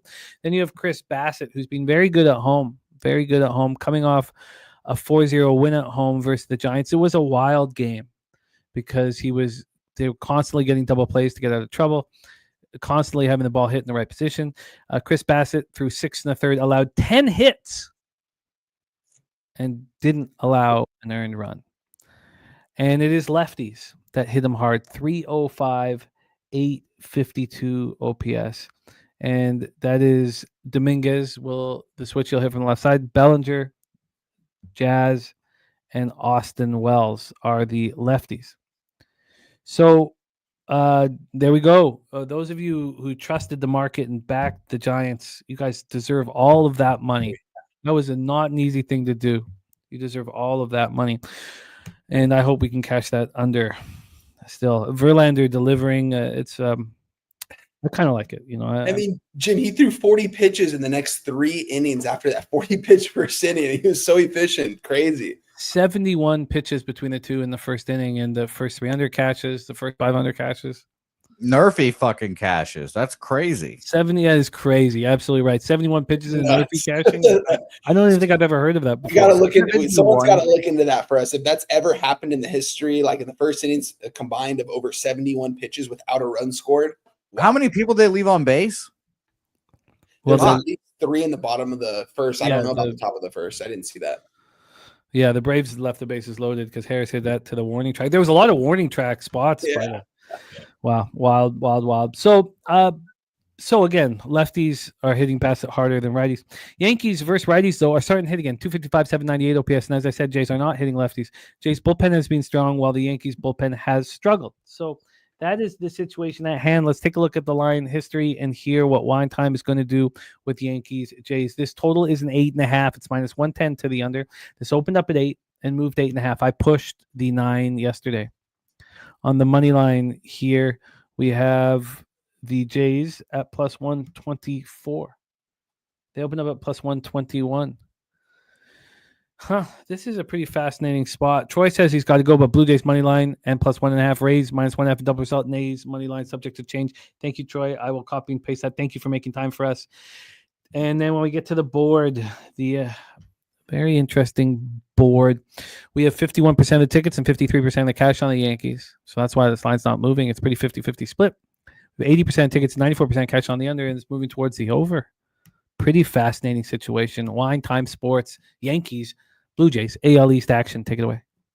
Yeah, this is a really interesting matchup because I like both of these pitchers on the mound for both these teams here, and we're seeing an 8.5 juice to the under at minus 120 from when it originally opened up at, I think, at a minus 110 when I saw it last night. Blue Jays currently on the money line sitting for me are plus 127, minus 137 for the Yankees on the money line. So we are seeing some movement towards the Yankees slightly here with Fried on the mound here for them. It's a tough matchup for me. I was on the Blue Jays yesterday, and they showed a lot of heart later in that game. And then that top of that 9th inning, I forgot what it was. I think, was it a solo home run, I think, in the top of the 9th inning by the Yankees, I want to say yesterday. Yep. To end up costing them the game. It was Rice, right? Ben Rice? It was Ben Rice. You are right. Yep. I think it was the leadoff to start the game, actually, or to start the inning. It sucked because if it goes to extras, the odds of me cashing are very high. And then I had the worst case scenario, which was the push. But sorry. Yeah, no, it was a tough loss yesterday with the Blue Jays. There's a couple tough losses for me on the board with a couple of the games, one lost games, and I had a losing day, and it's just crazy. A couple of those extra runs for my team, and it's a winning day. But with that being said, this is going to end up being a stay away game for me, guys. I want nothing to do with this game. I would definitely lean towards the Blue Jays here at plus money because you've got Max Fried on the mound here for the Yankees. And I think Spoon said, did he say that he's dealing with a blister? Yeah. Yeah, I would lean towards the Jays here. And this is one of those late games, guys, where I might end up moving on the Blue Jays. We're having a good day throughout the day. And I say, you know what? I want to take the Blue Jays at some plus money. I'm going to need them to see them go down a little bit. They're at a plus 127. I do expect it to move towards them, maybe at a plus 122, maybe a plus 125 around that area, just a couple cents towards the Jays. I want to see more movement towards them before I end up moving on Chris Bassett. But I like Bassett. He's been pitching well this season, and I like the Blue Jays team. This team's rocking and rolling right now. There isn't a hotter team in baseball, if you ask me, and all the vibes in the dugout are good over there in Toronto. These guys want to play together. They want to play for that coach. I mean, there's a lot of doubt that the coach was going to get fired at some point because of the talent that he had. And now it's like they're taking off, and you're finally understanding the process of this all with this Blue Jays team, because I like this Blue Jays team all year long. I don't think we're ever going to not like them this year. All that being said, it's going to be a pass for me, guys. I have a lean towards the Blue Jays. I'm not going to end up pulling the trigger on it here on the show. If I do, I will tweet it out, and you guys will see it, but we will see. I don't know. I don't want to say I'm going to make the play quite yet. A couple things need to correlate for me. I need to see what the market does in the next couple hours. But if this does move towards the Jays, as I think it will, then I will be on the Blue Jays. If this moves towards the Yankees, I will just end up taking a pass on this game. I'll sit on the sideline, watch the game, because this is going to be a really good ball game. This is probably the most meaningful ball game on the slate today between these two teams. These are two teams that are fighting for that number one spot. And the Yankees got some competition. They didn't think they were going to have a team right there with them a couple weeks ago. And here are the Toronto Blue Jays. So it's going to be a pass for me. We've got one game left on this card that I do want to move on that I haven't moved on yet. So, but for this game, I'm going to take a pass. I wonder if we expect the zigzag type situation, because it was just July 1st in this very ballpark where Fried got touched up for 2 jacks, 4 in runs over 6 innings, wasn't getting strikeouts. You know, we expect that the blister is better, but it could come back. But we expect that it's better. I mean, he hasn't pitched in 11 days. This is pretty interesting. A DC on the first 5 under 4.5, going against the market move. I like the over and I like the Jays, but Jose, do you think that this is a zigzag situation for Fried, who just 22 days ago looked bad in this very spot? I do not, because it's so far away, or so long ago. If it was back to back, I'd believe more in the zigzag theory. He's had some pretty emotional, starts, I guess, in his last few appearances. All-Star game back home, the Cubs, very good team. The Mets, rival. Blue Jays, rival in division games. So, and he struggled in all 3 of those games. I thought, personally, this line would be -150, -145. Yankees here with Fried.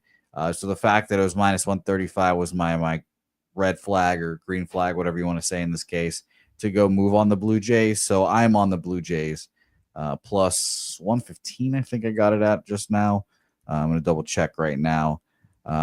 Just kidding. Plus 127. Jesus, getting much better price. But yes, I trust the Blue Jays as a squad. They want to win this game. Blue Jays against lefties in the last month, even 100, 16th in the league, and even 100 weighted runs created plus, right there with Arizona and Seattle, which is funny. But I just trust in the Blue Jays here. Trust the home field factor, and I don't think that Max Fried is in a good patch of form right now. So Blue Jays for me. Can you touch on Jerry Davis talking about the Jays relief corps being compromised? Can you touch on both bullpens here? Because maybe I could just sit back and only bet the over, but I kind of lean towards the Jays as well. Jeff Hoffman, back-to-back last 2 days. Yariel Rodriguez, day off yesterday, threw 6 and 7 pitches in the last 2 days before that. Brandon Littell, day off yesterday. Those are basically the big 3 guys that you should probably work at. Brandon Fisher, Brandon Fisher, back-to-back days off. So they're pretty good. I mean, obviously Jeff Hoffman's the big loss there. Probably back-to-back days. Then he had a day off, then threw back-to-back again. So he's probably slated for a day off today. But we watched that bullpen look shitty and have that big winning streak. So we'll see how that all unfolds. For the Yankees, 19 pitches from Williams yesterday, 30 from Luke Weaver, Tim Hill 11, Ian Hamilton and Johnny Lasagna threw under 10, so they should be available. But yeah, give me Devin Williams and Luke Weaver back-to-back, 19 and 30 pitches respectively. Oh my gosh, what a catch. Holy crap.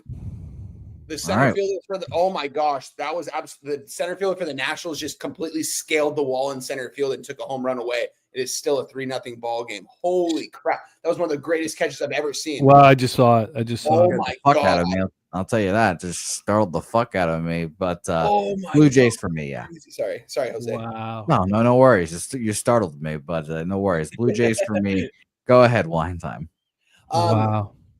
This was a pass for me, but yeah, that was a crazy catch right there. That was wild. I saw him go at that, and I was like, "There's no way he catches this." He just scaled the whole wall. It looked like Mike Trout's home run that he robbed in center field. Maybe not quite like it, but Ken Griffey Jr. Using the wall to boost up. Yeah. Absolutely wild, man. He knew where he was playing. I mean, he plays in that ballpark half the year, so he should. Sorry for interrupting you, Jose, but yeah, this is going to end up being a pass for me in this game right here. I might pass on the Jays, but I'm not going to pass on the over. So I might let even that plus 127 makes me nervous now because it's a 50-50 split. So, and I fear Max Fried all of a sudden. I love that the bullpens are, used heavily, and we got big series coming up for both clubs. It makes me want a lot. I'm gonna live bet the over if Fried and Bassett shove. The question is, how long do you let them? Hey, what number you're looking for? Well, that's the it wouldn't be a number. It would be if Fried has it, I have to wait Fried out. If Bassett, if they, this game wouldn't be a number. It would be focusing on the starting pitching. I'll be watching. So, all right, let's roll on. We got Jose on the Jays. I'm going to be on the over. I may be on the Jays, and I will live bet the over as well. We have 2 games left before we're joined by Justin Mcelvy for Atlanta Dream, Phoenix Mercury. Let's roll. By the way, Jimmy, sorry, real quick. The game starts in about 20-ish minutes. I'm still waiting for a message back from my local to make sure that my bet is officially in and counts. But I'm on the over 3.5 home runs and Royals Cubs, or I'm going to be, I should say. It's plus 120. I think Deacon's got it at. I'm gonna double check right now. Oh, Deacon got it too. They finally let him in. Yeah. They put it up at Bovada. They put it up there plus 120 for the over 2.5. You have to do some searching. Shit, 6-0 Giants now. Oh, there's a 3-run shot. Fuck. Shit. Was that Devers again? Well, whoever called him shitty, there you go. Shit. There you fucking go, guys. That's the don't love profit that. there. Yeah, so nothing here for me. Or excuse me. Nothing else besides me just saying I have the over 3.5 home runs most likely. So shout out to Deacon. 2 outs and a full count. Motherfucker. DC Capper on the over 3.5. And Spooner did take the over in that Yankees-Jays game, but got it at 8. Deacon over 3.5 home runs, a plus 120 for him in that one. Let's roll on. We have White Sox Rays, George M. Steinbrenner Field in Tampa, Florida. Was putting my family to sleep talking about George M. Steinbrenner Field on my vacation. Yeah, what were we talking about? Just how the wind, just breaking it all down for them while nobody paid attention to anything. Just talking to people that aren't us. I couldn't care less. Like nobody making eye contact with me. What the fuck is this guy saying? Let's get into it here. Light rain throughout, but the game will go 6.3 miles per hour out to left field, down to 4.5 miles per hour. We have it plus 13% overall. Plus 29% homers, plus 2% doubles and triples, and plus 1% singles. We have AM on the under 9 at minus 114 here in this one. Let's get right into the line history. I like both of these pitchers a lot. And again, liking pitchers can cost you money. We have the Rays at minus 204. They opened up minus 195, 9 cents of movement towards the Tampa Bay Rays. Then on the total here, we have a 9, minus 113 to the under. We just heard AM moving on this under. There's been 10 cents of movement since the opener on the 9 here. So we have the board. Let's see what the board has to say about this Rays White Sox spot. We have 80% of the tickets, 85% of the cash on the Rays, slight move towards them. 79% of tickets and 83% of cash on the under. 79 and 83. We've seen 10 cents of movement towards that under. We know the wind is blowing out here. So Jonathan Cannon has been pitching very well of late. He was terrible on the road earlier in the year, but I feel like he's fixed this. I feel like he's a bet-on pitcher. In saying that, this is a tough place to pitch. And lefties hit him hard, 276, 841 OPS. So let's take a look at the lineup that we expect from the Rays. You have Simpson and Aranda, 1-2. Josh Lowe. Is that Josh Lau? God, I forget. That's Lau. That's got to be Nathaniel Lau. Josh Lowe. That's Josh Lowe. Lefty batting 5th. And then Mangum is a switch hitter. We talked about this quite often. If lefties are your kryptonite, this is a pretty good lineup to face. Caminero slowed down as well.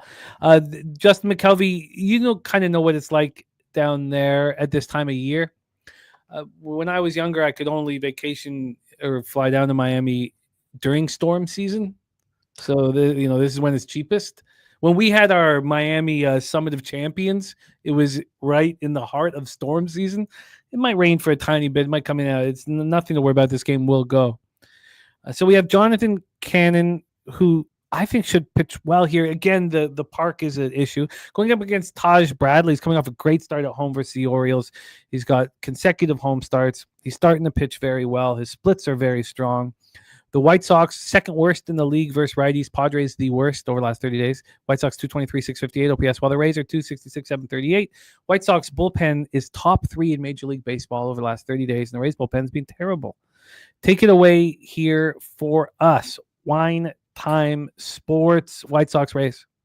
Yeah, 2 pitchers I like. I like Jonathan Cannon. I'm with you, Jim, over there on the White Sox. I like Taj Bradley from the Rays. And yeah, he's learning how to pitch a lot better at home at Steinbrenner Field, as he should throughout the season goes on. Rays, they definitely took a step backwards after that winning streak. They're about right where they are. They're back to earth here around a couple games over 500. This is where they're going to be throughout the rest of the season, I think. Hopefully they can get into one of those wild card spots. We will see. I still like this lineup from the Tampa Bay Rays. I think that they've got some really good hitters in there, and I think that their bullpen is a lot better than it has been these last month or so. It's just been dreadful since they kind of going down the drain these last couple weeks, last 30 days. I didn't end up moving on this game here. I do think that the Rays will win this game. If you want to maybe money line parlay this with the Dodgers, I can maybe endorse that because I do think the Rays get it done here. It would hard for me to actually lay a 1.5 with them at the current price that we're sitting at, which is currently let's pull this up, Rays -1.5, -105 right now. Total at 9, juice to the under at -120. This is a game I want nothing to do with. I can't find any value with either of these teams. I can't find it with the White Sox here. Maybe let me look at this first 5 where we're currently sitting at, see if there's a difference between the full game and the first 5. Plus 165, first 5. So they are priced a little bit less on the first 5. It's going to be something I don't move on. I don't like to move on these -200 games. I'm not going to lay a 1.5, and I don't like the White Sox here in this situation. The line's not really moving towards the Rays. It has moved maybe 7 to 8 cents, but nothing that I want to actually take seriously here. I'm not going to move on the Rays here. I have a future on them to win the AL and to make the playoffs already. And I backed them at times to see them made some cash, so I'm not going to push my luck here and take them here at a -1.5. I'm just not going to do it. It's going to be a pass for me. I am very interested in this under. Very, very interested in this under, and interested in this first 3 under as well. Kind of get the Rays bullpen out of it, but I kind of like the Rays bullpen at home. Also, we have Spooner saying that Brandon Lau being out for the Rays again is a big hit to their lineup. Lau and Lowe, it's so annoying. We have a cousin who's kid. This kid, his name is Levy. My heart breaks for him. Every day they're Levi, and he's like, no, it's Levy. Levi. And the worst was at Carter's basketball. Ryan, no, it's Rion. Got that 4 times. And then finally I went over and I looked, and it's Rion, Ryan. Wow. That kid's going to get fucking dummied. That kid's going to get dummied because of that, man. People are going to, oh, yeah, Rion. Fucking every day at lunchtime. Hey, Rion. Jose Bouquet, White Sox, Rays. Yeah, I was very close to being a John Claude and being a subject of those beatings. So thank God. Oh man, God. You would never have been hired by Jeff if you were John Claude. No, John Claude Ramon Bouquet would have been ugly as shit. You would have got your ass whooped every day. Who's going to beat up John Claude today? All the hands raised. Jesus, the hands wouldn't the speed at which those hands would be raised. You would have got your ass kicked. I'm off this game. Too high of a price for me. The Braves seemingly being interested in trading Taj Bradley is worrisome for me too. But maybe that's from someone else, another team. So nothing for me. Jean-Claude Bouquet. Very close. It is a movie star name. Oh God. Very close to being Jean-Claude Bouquet. Oh, you are lucky, man. You are lucky. Are there a lot of Jean-Claudes in Venezuela? I don't assume so. I only know of one, and his name is Van Dam, who is very much not Venezuelan. You'd have to go by JC and not tell anybody what it means. Say, you know what it means. It means Jesus Christ. That's me. Yeah. Wow, that's a wild story, Jean-Claude Bouquet. Okay, so fuck. Oh yeah, people are gonna start calling me Jean-Claude now. Who the fuck are you talking? Oh, it's me. Fuck. All right, I'm with AM here. I think especially because we know what happens with the wind. If this game's pushed an hour, which I don't want to put the bet based on that, but I thought you were agreeing with AM saying, Jose, are you supposed to be French Canadian? Yeah, we don't need that accent pulled out right now. But excellent work. Yeah. I want the first. God, I guess the first 3 under is what I'd be leaning towards. 9.5's popping up at Wrigley. Well, it's because of what's his name? Kyle being out, Tucker being out. All right, let's roll. Totally. Yes, Mr. Belvedere, we do. We have to dig deep to get more information on young Jean-Claude Snips Two Tits Bouquet. Let's roll on to our final spot on the board here. Athletics, Texas Rangers, with Globe Life Field, Arlington, Texas. 2 lefties on the hill. And Corbin's been pretty good for the Rangers, who don't look now. Something one time and others have talked about. This is a wild card berth that they could heat up. It's possible that they could heat up. It'd be nice if they won the division for my futures. Yeah, I don't think that's going to happen. But they could get in the wild card for sure. Corbin last start didn't allow an earned run and 2-0 win at home over the Tigers. Well, look, the Tigers are not hitting left-handed bats. And we're watching Falter throw a gem against them. We watch Corbin throw a gem against them. Oh, wow. Okay. TJ says this moves last 5 minutes. Yeah, no, that's true. You're right. Tucker was ruled out a while ago. Okay. I feel you. On the road this year, JP Sears. Oh, well, let's talk about Corbin. At home this year, he's been good. Better than we expect. He's only allowed 4 home runs over 43 2/3. Allowed less hits than innings. And his splits are pretty good. And the Athletics are not hitting lefties right now. The Rangers are the worst in Major League Baseball. Well, no, because there's one team in the 5. I forget who it is, but there's a team below them. Rangers are lefties, 195, 600 OPS, and both bullpens pitching well. So we have AM on the under 8.5, says the gift Patrick Corbin that inflates totals. JP Sears has been difficult to trust. He was in Cleveland. He didn't look good. He's allowed 31. We thought that JP Sears would pitch much better on the road than he's been at home. And it's cost me money. Righties are hitting him hard. He just doesn't look very good this year. Let's take a look at the line history and then have Jose hit leadoff for us here. Then we'll have Justin Mcelvy and I breaking down the lone WNBA game on the board. So we have this total at 8.5. It's minus 107 to the over. It opened up minus 106 to the over. There's been very, very little movement. This total didn't come out till midnight. On the money line here, we have a minus 128 on the Rangers. They opened up minus 142, so 9 cents of movement towards the Oakland Athletics. When we get to the the Athletics, 52% of tickets, 79% cash on the A's, which feels like sharp action. 62 and 86 on the under, but it's not moving. DC Capper on the over 8.5. Take it away for us, Mr. Bouquet, A's Rangers. Can't believe Jean-Claude hasn't come up before. I'm shocked too, man. It doesn't sound real. Why? I wish when my parents tell me that I was almost Jean-Claude, it doesn't sound real to me either. I'm like, what the fuck do you guys pull this name from? What is a Venezuelan? Like, it doesn't make sense to me, but whatever. Jimmy, what did you have this line opening up at? Because I'm seeing, BOL. I'm also seeing our friends at MyBookie having this at like minus 175, minus 180 openers. Whoa. Minus 175. Penny has minus 142 down to minus 128. But that was at midnight. You're right. Like that's midnight. Still a big move. And there's 52% of the bets, 79% of the money on the A's here. So it feels like this is an A spot for me. I thank Patrick Corbin. I tip my hat to him for having a good start last time out against the Tigers. But I think it's time to fade him here. What do you guys think in the chat? And Wine, what did you think?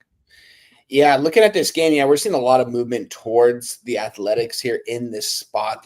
You guys know me. When I back the Oakland Athletics, it's usually around this number against a team that's over 500. That just seems a little bit too good to be true. And Patrick Corbin, I mean, don't get me wrong, the name has a lot of people like this guy's trash, but this guy's pitching really well this season. Actually crazy to see.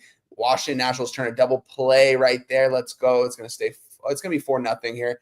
We just got to hold on for 5-0. We're going to hold on to another 3 outs after this. But this is a spot I kind of wanted to move on the Oakland Athletics. I mean, they're 19 games under 500 right now, and they're only a plus 125 right here. JP Sears, I don't know if I've seen a pitcher with a 7-8 record, which is actually pretty decent with an ERA that he has, with the record that his team has.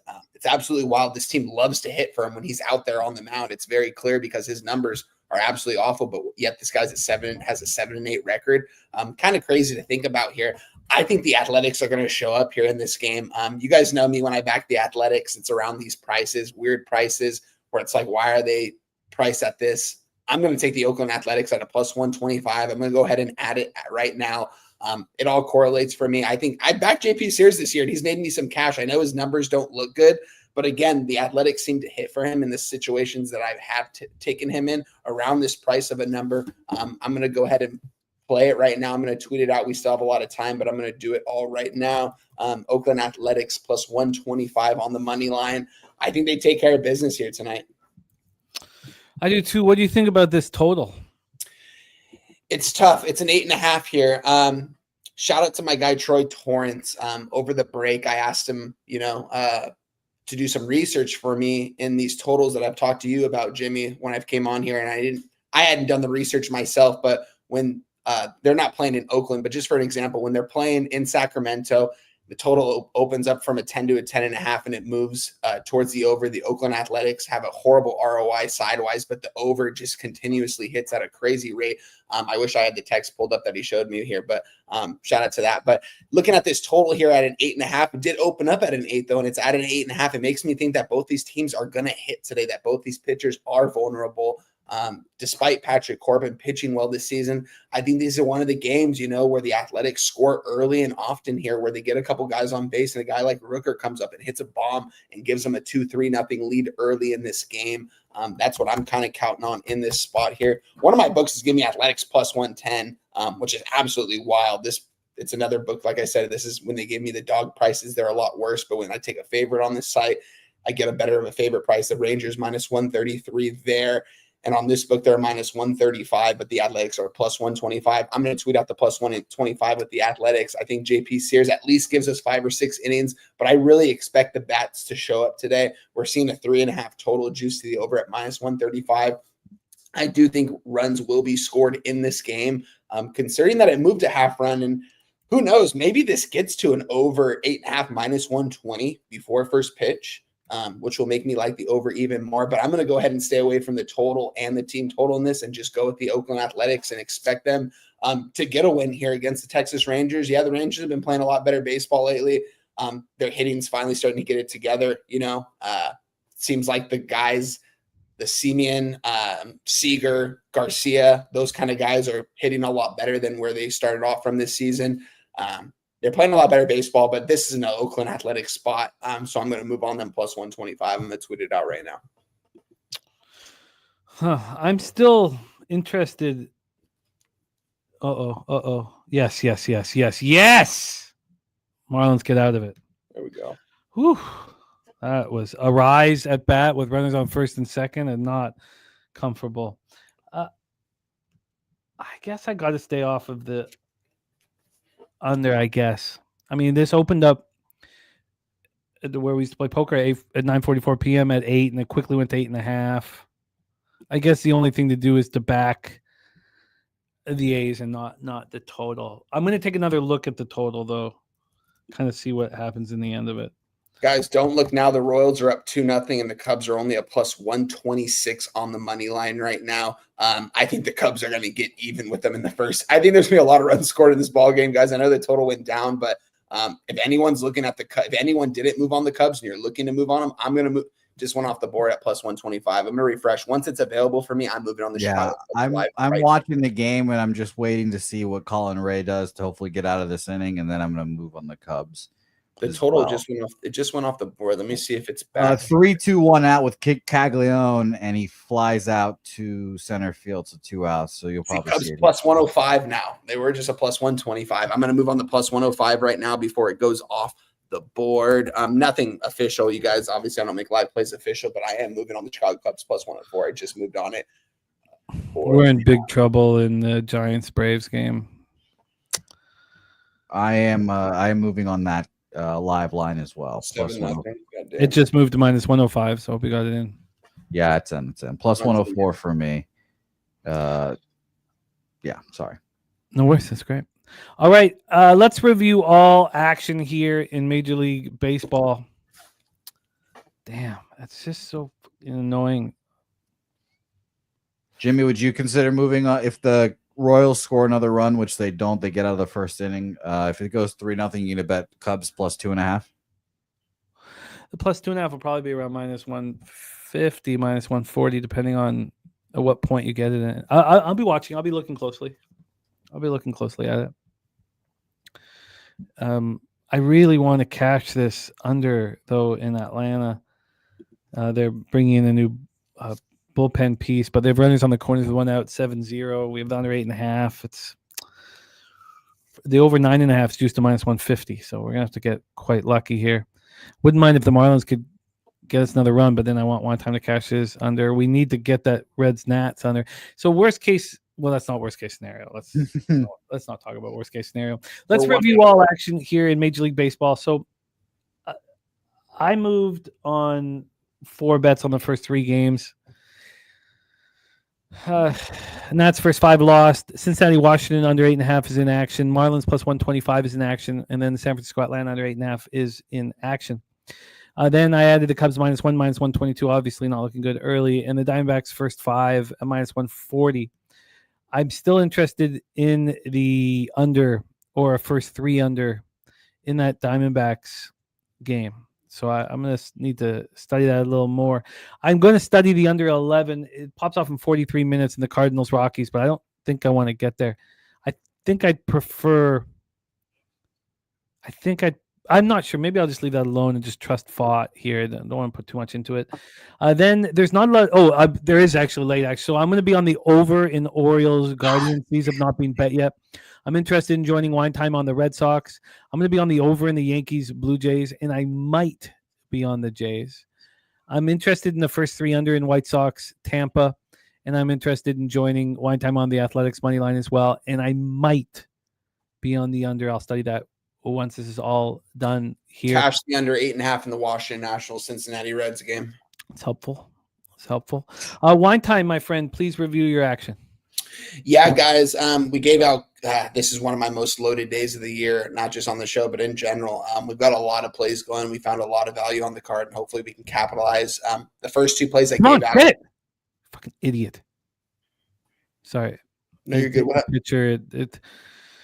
He got the 1 out, but it's too bad. God damn it. It was a perfect double play ball. There was a lot of I mean, it was tough, but he tried to like fucking banana ball cat. He spun around and put the glove through his legs. Like that was horrible right there. Sorry, Wine Time. Keep rolling, my man. He's trying to make a miracle. That's crazy right there. No look in between the legs grab right there, I guess, from what I saw. That's crazy. Yeah, guys, we gave out the Padres Marlins under 8 minus 110. We gave out the Braves Giants under 8.5 minus 120. That's looking seriously in doubt, but we still can shut them down here these next couple innings. We also added the Diamondbacks money line minus, let me double check here. Diamondbacks money line minus 130. I had the minus 120 written down before the show, but obviously we got a minus 130.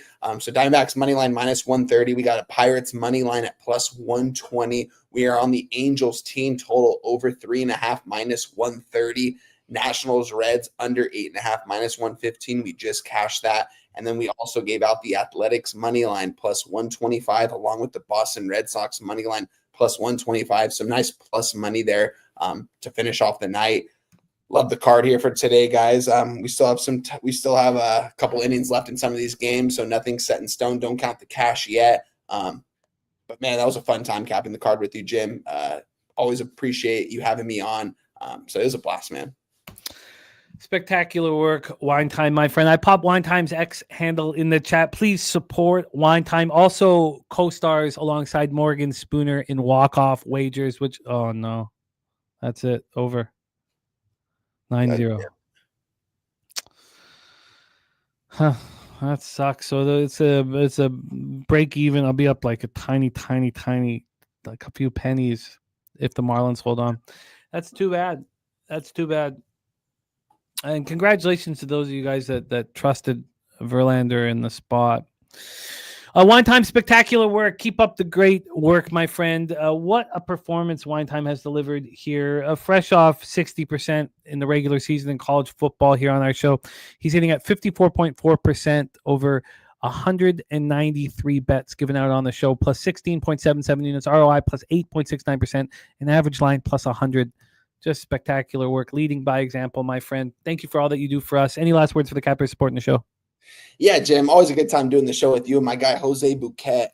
Catch me live every single Sunday on Walk-Off Wagers with my guy Spoons Bets over here on Pub Sports Radio, 8 a.m. over here on the West Coast, 11 a.m. over there on the East Coast for you guys. We break down the entire MLB card. We have a good time doing it too, man. We've had a good last couple of weeks. Keep supporting us. We appreciate everyone in the chat, man, showing out for us as always, man. It means a ton for us. But we have to keep winning, guys. We've got a lot of MLB still to go. I teased a little bit before the break that I was going to close my MLB action. I just wanted to see what a lot of my followers would say. But we're just going to keep going at it, guys. We're going to keep going strong. We've got college football coming up. I already gave out 2 plays in college football on Twitter. Officially, we gave out the Baylor plus 3 minus 125, the over 56.5 minus 110. They both moved in our way, so we love to see that. And I've completely capped the entire Big Ten, SEC, and Big 12. And I can't lie, Big 12 is my favorite conference this year, guys. I'm going to be talking a lot of Big 12 football. Really excited for that. I'm getting into the ACC. I already started with Florida State last night and Georgia Tech and Virginia. Doing about an hour and a half per team. Just research, some videos that I watch as well along the way to break these games down. Last time I wrote everything down in a notebook. I have no idea why. It's so much easier just to do it on Word. I have all my files saved, and I'm excited to share it with you guys this coming season. I'm going to be ready. I know that. I'm excited for it, man. College football is my favorite thing to cap and favorite thing to talk about. Me and Davy Cab already, sharing our thoughts on the season. Me and Moose, I think I text Moose every single day about college football. It's crazy. And it's a good time, man. So shout out to you guys for having me. I can't wait to talk that with you guys. And let's keep winning in the MLB. It's a grind. It's a long season. We're not even in August yet, guys. We still have like 2 months left. So gamble responsibly, as always, as my guy Spoons Bet would say. Let's get this cash, and I'll see you guys Friday. Let's go. There he is, Wine Time Sports, coming to us from Los Angeles, California. Mr. Bouquet, please review your action before we get into WNBA. Yep, 3 plays here today. Shout out to Deacon. I might have to own another beer if Royals Cubs does indeed go over the 3.5 home runs. I got that at plus 120. We got 1 right now, so we'll see how that goes. Blue Jays money line plus 127. Excuse me, and A's money line plus 125 rounds out my card. So just 3 plays today. Right now I'm at 190 and 192 at 5.86 units. So hoping to climb would be nice. So it's been a good year so far. Hopefully we keep it together. Much love, Jose, my friend. Before we bring on our expert in WNBA, let's give a big shout out to our friend Ricky Levine at the hospital listening. Welcome to the show, Madison Levine. 8 pounds, 9 ounces, proud grandpa. That is wonderful, Ricky. Love seeing the Levine family grow. And congratulations, Madison Levine. Welcome, Madison. You are part of a great family. And congratulations, Ricky. Is wonderful, wonderful news. Madison Levine in the house. Jose, do you want to stick with us as we break down the WNBA card? Sure, I'll come back here in a moment, but it's hot as fuck, and I want to give Justin his proper flowers here. Let him come on here solo, but shout out to you guys. We'll be back here in a moment. Let's talk WNBA. We have just the man for the job. We have one game to attack, and I want to attack it despite how tough the year has been for me. I think that there's an advantage in this basketball game. So without further ado, please welcome our guy, star of the Stacks play of the day. Let's run Stacks back one more time. Please welcome our guy, Mr. Justin Mcelvy. Stacks, stacks, stacks, stacks, stacks, stacks, stacks, stacks, stacks, stacks, stacks, stacks. Justin, what's good, man? How are you? Pretty good. How are you? I'm good, man. It was a fun MLB card to break down. Love seeing you cash that Stacks play today right away. Get you rolling in the paper right away. Excellent, excellent work. And I'm excited about this basketball game. Thank you so much for joining us, my man. Oh yeah, I love the WNBA. Yesterday was horrible for me.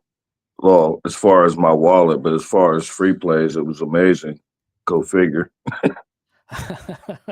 Well, I went 1 and 2 with pre-flop action, but I did get in live at the right time in that Dallas Seattle over when they didn't. It was about halfway through the second quarter. They scored 7 points in the second quarter after a slow first quarter, and I moved on that. But I want to attack this one right now, so let's get to work. Thank you guys for joining us. One game in the WNBA, and we have Justin Mcelvy rocking with us. So it is moved to 7.5.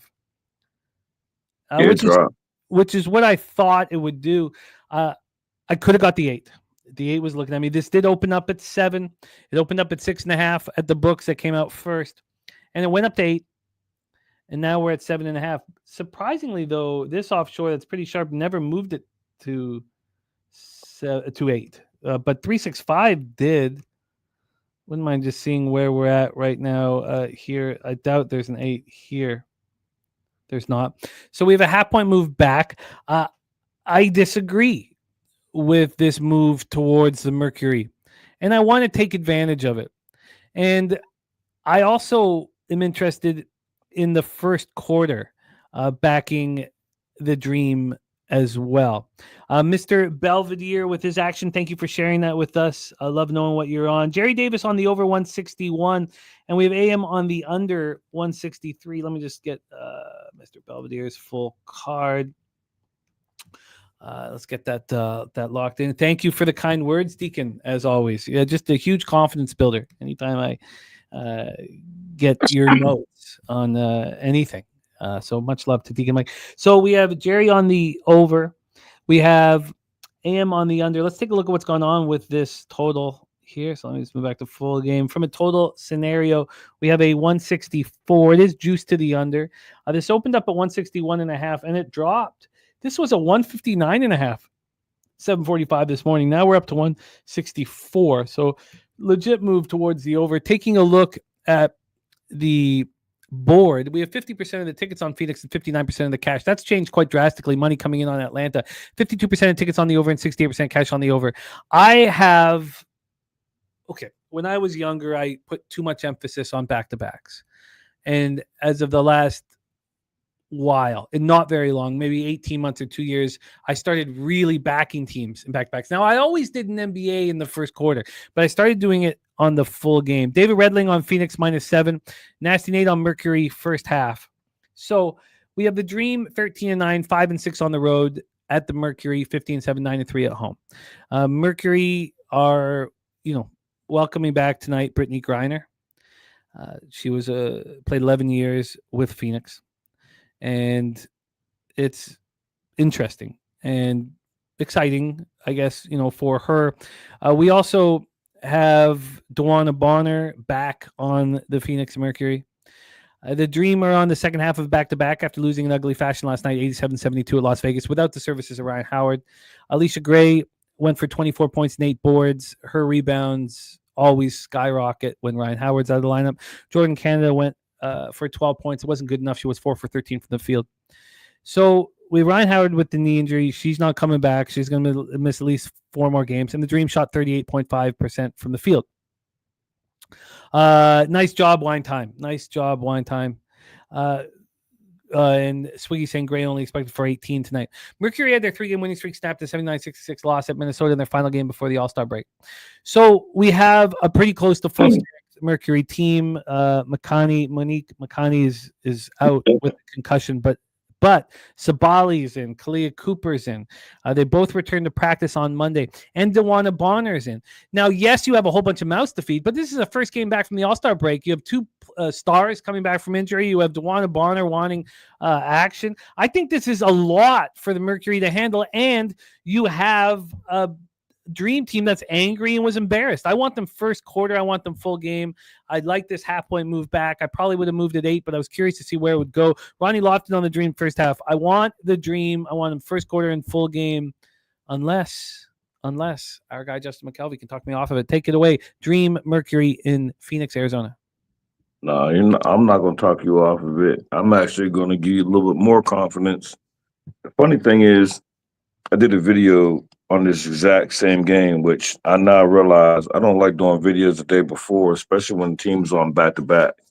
But I didn't give out a side on the video. I gave out a prop, which I still took. I took Alicia Thomas over 13.5 points. But what I'm going to make official now is after everything that happened, I got a better number. I got +8, but I'll take whatever you could get. I endorse it. I'll bet it and make it official. And my whole thing is, and I'll also make official the over, the best number you could get. And my thing is, one, we all know it goes for any sport. You fade the superstar coming back. This time you got 2 of them coming back. You got Copper and you got Satu coming back. Okay, so the band going to be back together, but you got the Dream off of back-to-back, off of embarrassing loss. If you look at the trends, we trend to the over on back-to-back games. You add into the fact that we got embarrassed last night. And yes, I say I'm a Dream fan, but that's not changing the trends. But I'm going to make both of them official, the Dream best number spread and the over best number spread. 163.5 and the Dream +7.5. And I wanna sprinkle. I don't know if I'm going to get there yet. I ain't going to make that official, but just know I want to sprinkle the Dream. Bad. I like it. I'm gonna bet the first quarter and full game as soon as the show's over. That'll be the very first thing I might add the first quarter. Because you adding 2, you're not just adding 1 star back to the Mercury. You're adding 2. 2. Yeah, and Dewana Bonner's only been there for 3 games, and you're coming off the All-Star. I knew it was an overreaction, and I wanted to see how far it would go. And again, I could have taken that 8. And then my book offers same game parlays. I'm gonna somehow figure out a way to add BG into it. You know she's gonna want to come back to Phoenix and do something. But the only thing is, I don't know, betting on her is rough. But it's either today or if not today, when? She was bad last night too. I guess she was thinking about tonight. That's my logic, but who knows? My logic was you sucked last night because you was thinking about Phoenix today. But who knows when you're talking about women on women? So I can't speak for their emotions. So, but I'm gonna have Brittany Griner in some type of same game parlay. Oh, I like it. We're right on the exact same page, and love to hear that. I'm not. What numbers did you get me? Because I want to make it official. Because my Thursday record sucks, so I need to go ahead and get back. Well, you'll be back in business with us tomorrow, so we can work on that. Dream +7.5 -110 over 163.5 -110. I'll take them both. You are in business. Excited to see you working with Ron Crawford and Ramon Scott. Why don't you let everybody know where they can catch your WNBA breakdowns? And we're a big supporter of anything you do. You bring so much to the channel. So where can they catch your WNBA breakdowns with Ronnie Crawford and Ramon? Yeah, it's funny that you bring it up. I never would imagine working with Ramon Scott and Ron Crawford, but we do the 2-3 zone every single day that there's a WNBA. We record it around 4 or 5 Eastern for the following day. Like we're gonna cap today's or tomorrow's games today. It'll be released sometime late night. Like I'll be asleep, but that's when it's on. And it's the most viewed on Tony's Picks. We get like 1.5 views. So I ask everybody to comment. They're commenting. They give me hell when I lose the pick. They don't give me no credit when I win, but I'm all right with that though. So Yeah. I'm cool. That's what it is right there. Yeah, I asked for comments. I said just be respectful. And they tell me, I go 5-0. They don't say nothing. I lose one pick. They send all types of poop emojis and all types of weird shit. But I'm all right with that because I was there before. So I understand. I used to be the type of person that come on and used to be listen. the poop emoji sender. I was. That makes But sense. it was a lot more disrespectful than that. Like if I hear a pick, I'd be fumbling over my phone to bet it. And then when you lose, I start talking about your mom the next day. And So sending poop emojis. I've been there before. So I get it now and understand now. Now that I cap my own games, those are the parlay peoples. Those are the people that had a 9-leg parlay and my one pick cost 10 legs. So my mom sucked. Okay, I'm all right with that. That's cool. But, we're the number one view. And I've been there less than a month. So I feel like I got a part in that we're the number one show on Tony's Picks. And got other people now, they want to join 2-3 zone that I've never seen before. You deserve Just it. want to throw that out there. Of course. You deserve it. You have a very bright future in this business, and we're very thankful to rock with you. Mr. Justin Mcelvy will be rocking with us tomorrow. Stacks Plays of the Day will be live here on Pub Sports Radio. Absolutely. Justin, thank you for rocking with us. I popped Justin's X handle in the chat. All he does is put out his action and ask for nothing in return. He's as selfless a capper as you will find. Please hit that. If you don't follow on X, please hit that and follow our friend Justin. Thank you for all the time and energy you put on for us, man. It means I appreciate it. Means a ton. Any last word? Oh, so Justin is on the Dream plus 7.5. I'm joining him on that. He's also on the over 163.5. I'm going to be on the Dream first quarter and full game. Justin, my man, any last words for the cappers supporting the show? No, let's have a day. I'll see y'all tomorrow and let's kill it. Let's kill it. There he is, Justin Mcelvy, who can now be seen alongside our friends Ronnie Crawford and Ramon Scott on the 2-3 zone. I think one of the beautiful things about sports gambling, fucking cross race, region, wherever you are. You can be a black man from Pittsburgh. You can be a white guy from Kansas City. You can be a Canadian. You can be a Venezuelan transplant to Texas. It all comes together. We're talking sports gambling, so it's a beautiful thing. Shout out to Tony's Picks and the crew, and Ron and Ramon and Justin. It's a beautiful show. Yeah, man. I think it's more our community and our crew, honestly. But I love it. Love it. Cubbies are on the board. It says Swiggy. It is 2-2. Must have been because it's 2-2. It was just 2-0. If it's 2-2, then I'm still seeing 2-1. Oh no, it says 2-1. It just flipped. Okay, You're right. Yeah. All right. Well, that's not bad. We'll take it here, especially because we live bet the Cubs as well. So was that Mr. Dry Tugs himself, Reese McGuire? I don't know. I don't have the. I just have that. Yeah. I trust me. I know that face. That those vinegar strokes will stay with you. Yeah. That's the face there. He's shout out to Reese. That is our show for today. Let's talk about now you've heard from all of our action here, but let's talk about other people's action. Stacks Play Day number 1 from Justin. Trout over 1.5 bases already cashed. PCA RBI at plus 110. Spooner on the Cubs -1. God, look at the difference of he got plus 112. I got minus 122. God. Rangers money line, Guardians money line, Mariners Brewers under 7.5, Yankees Blue Jays over 8. We have Scott on Cubs Guardians money line parlay. I also liking the over 8.5 in Dodgers Twins. AM, thanks for all that you put into the show, man. It's very, very helpful. Big Scott already cashing the Marlins money line and the Mets run line in business.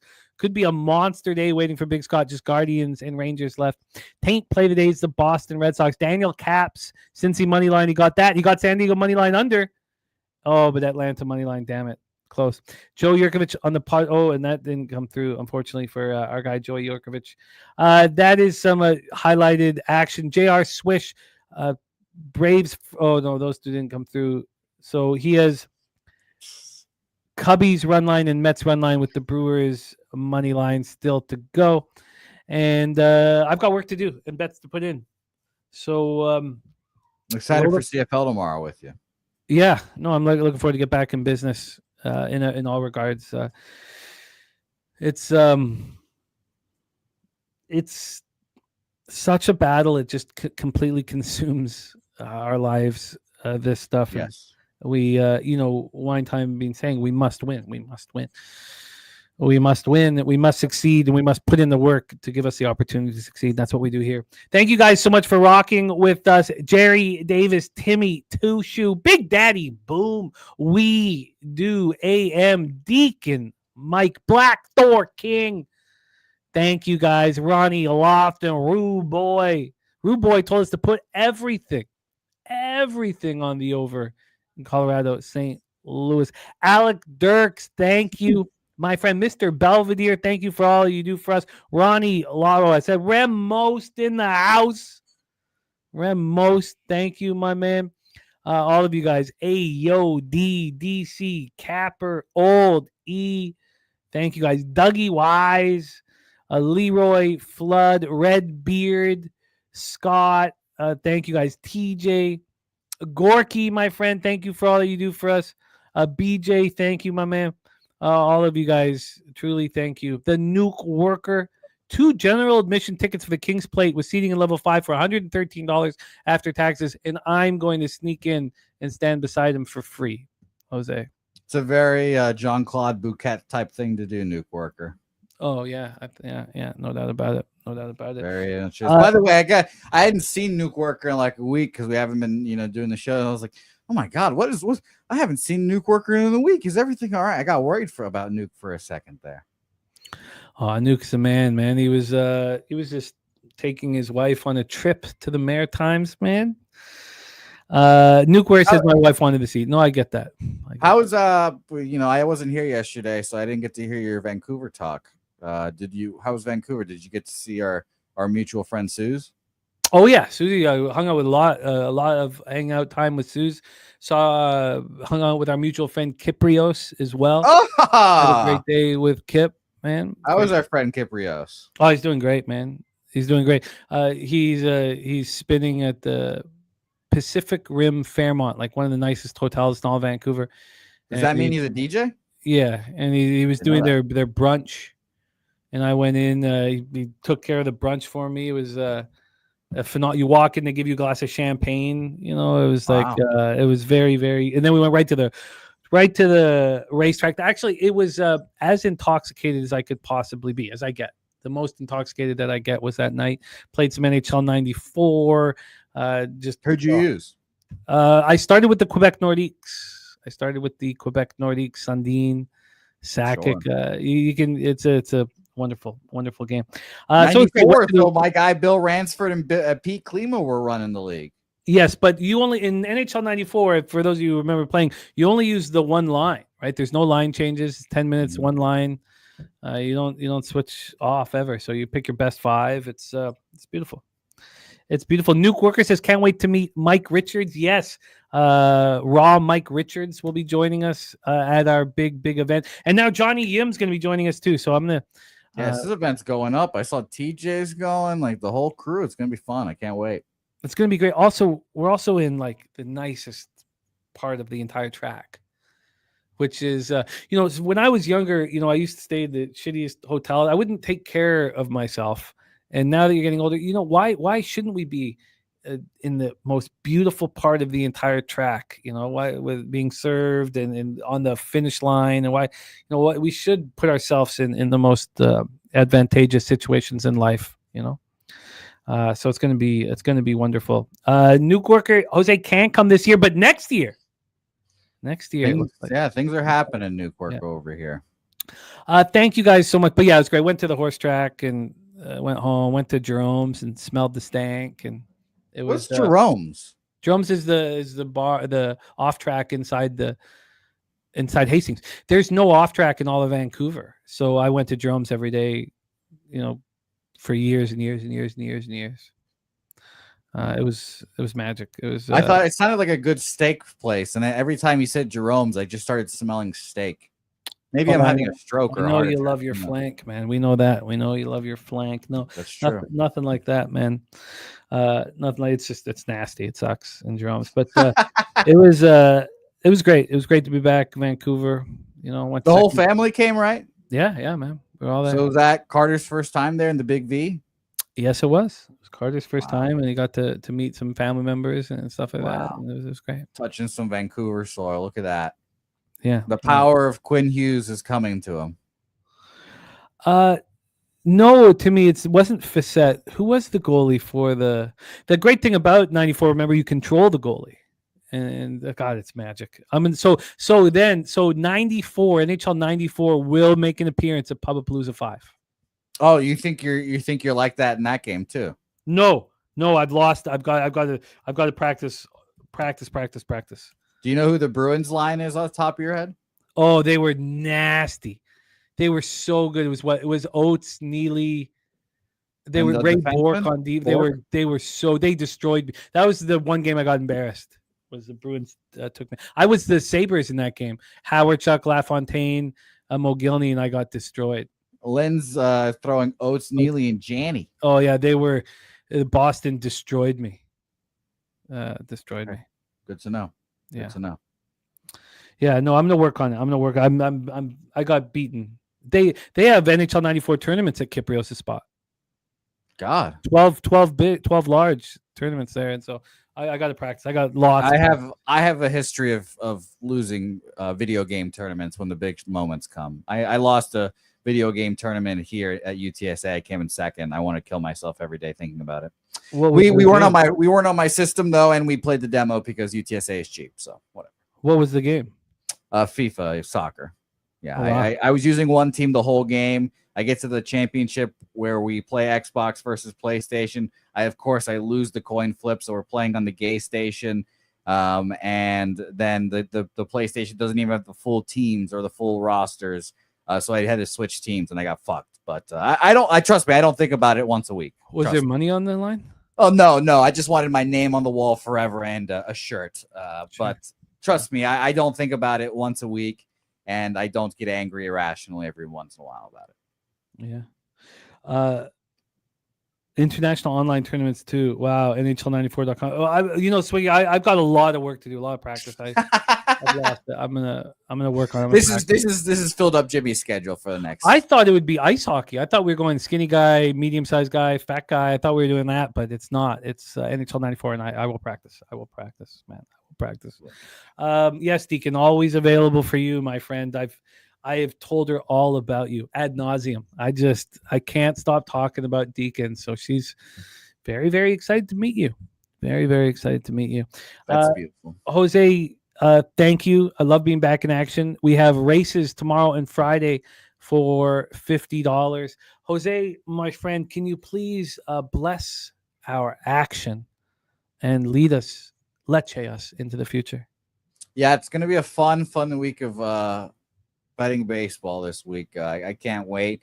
I've taken my bookie's ass these last few weeks, and I keep rolling it over, Jimmy. I keep rolling it over. So this is going to be a big week for us here, and hopefully we can. Another homer there, a 4-1 Royals.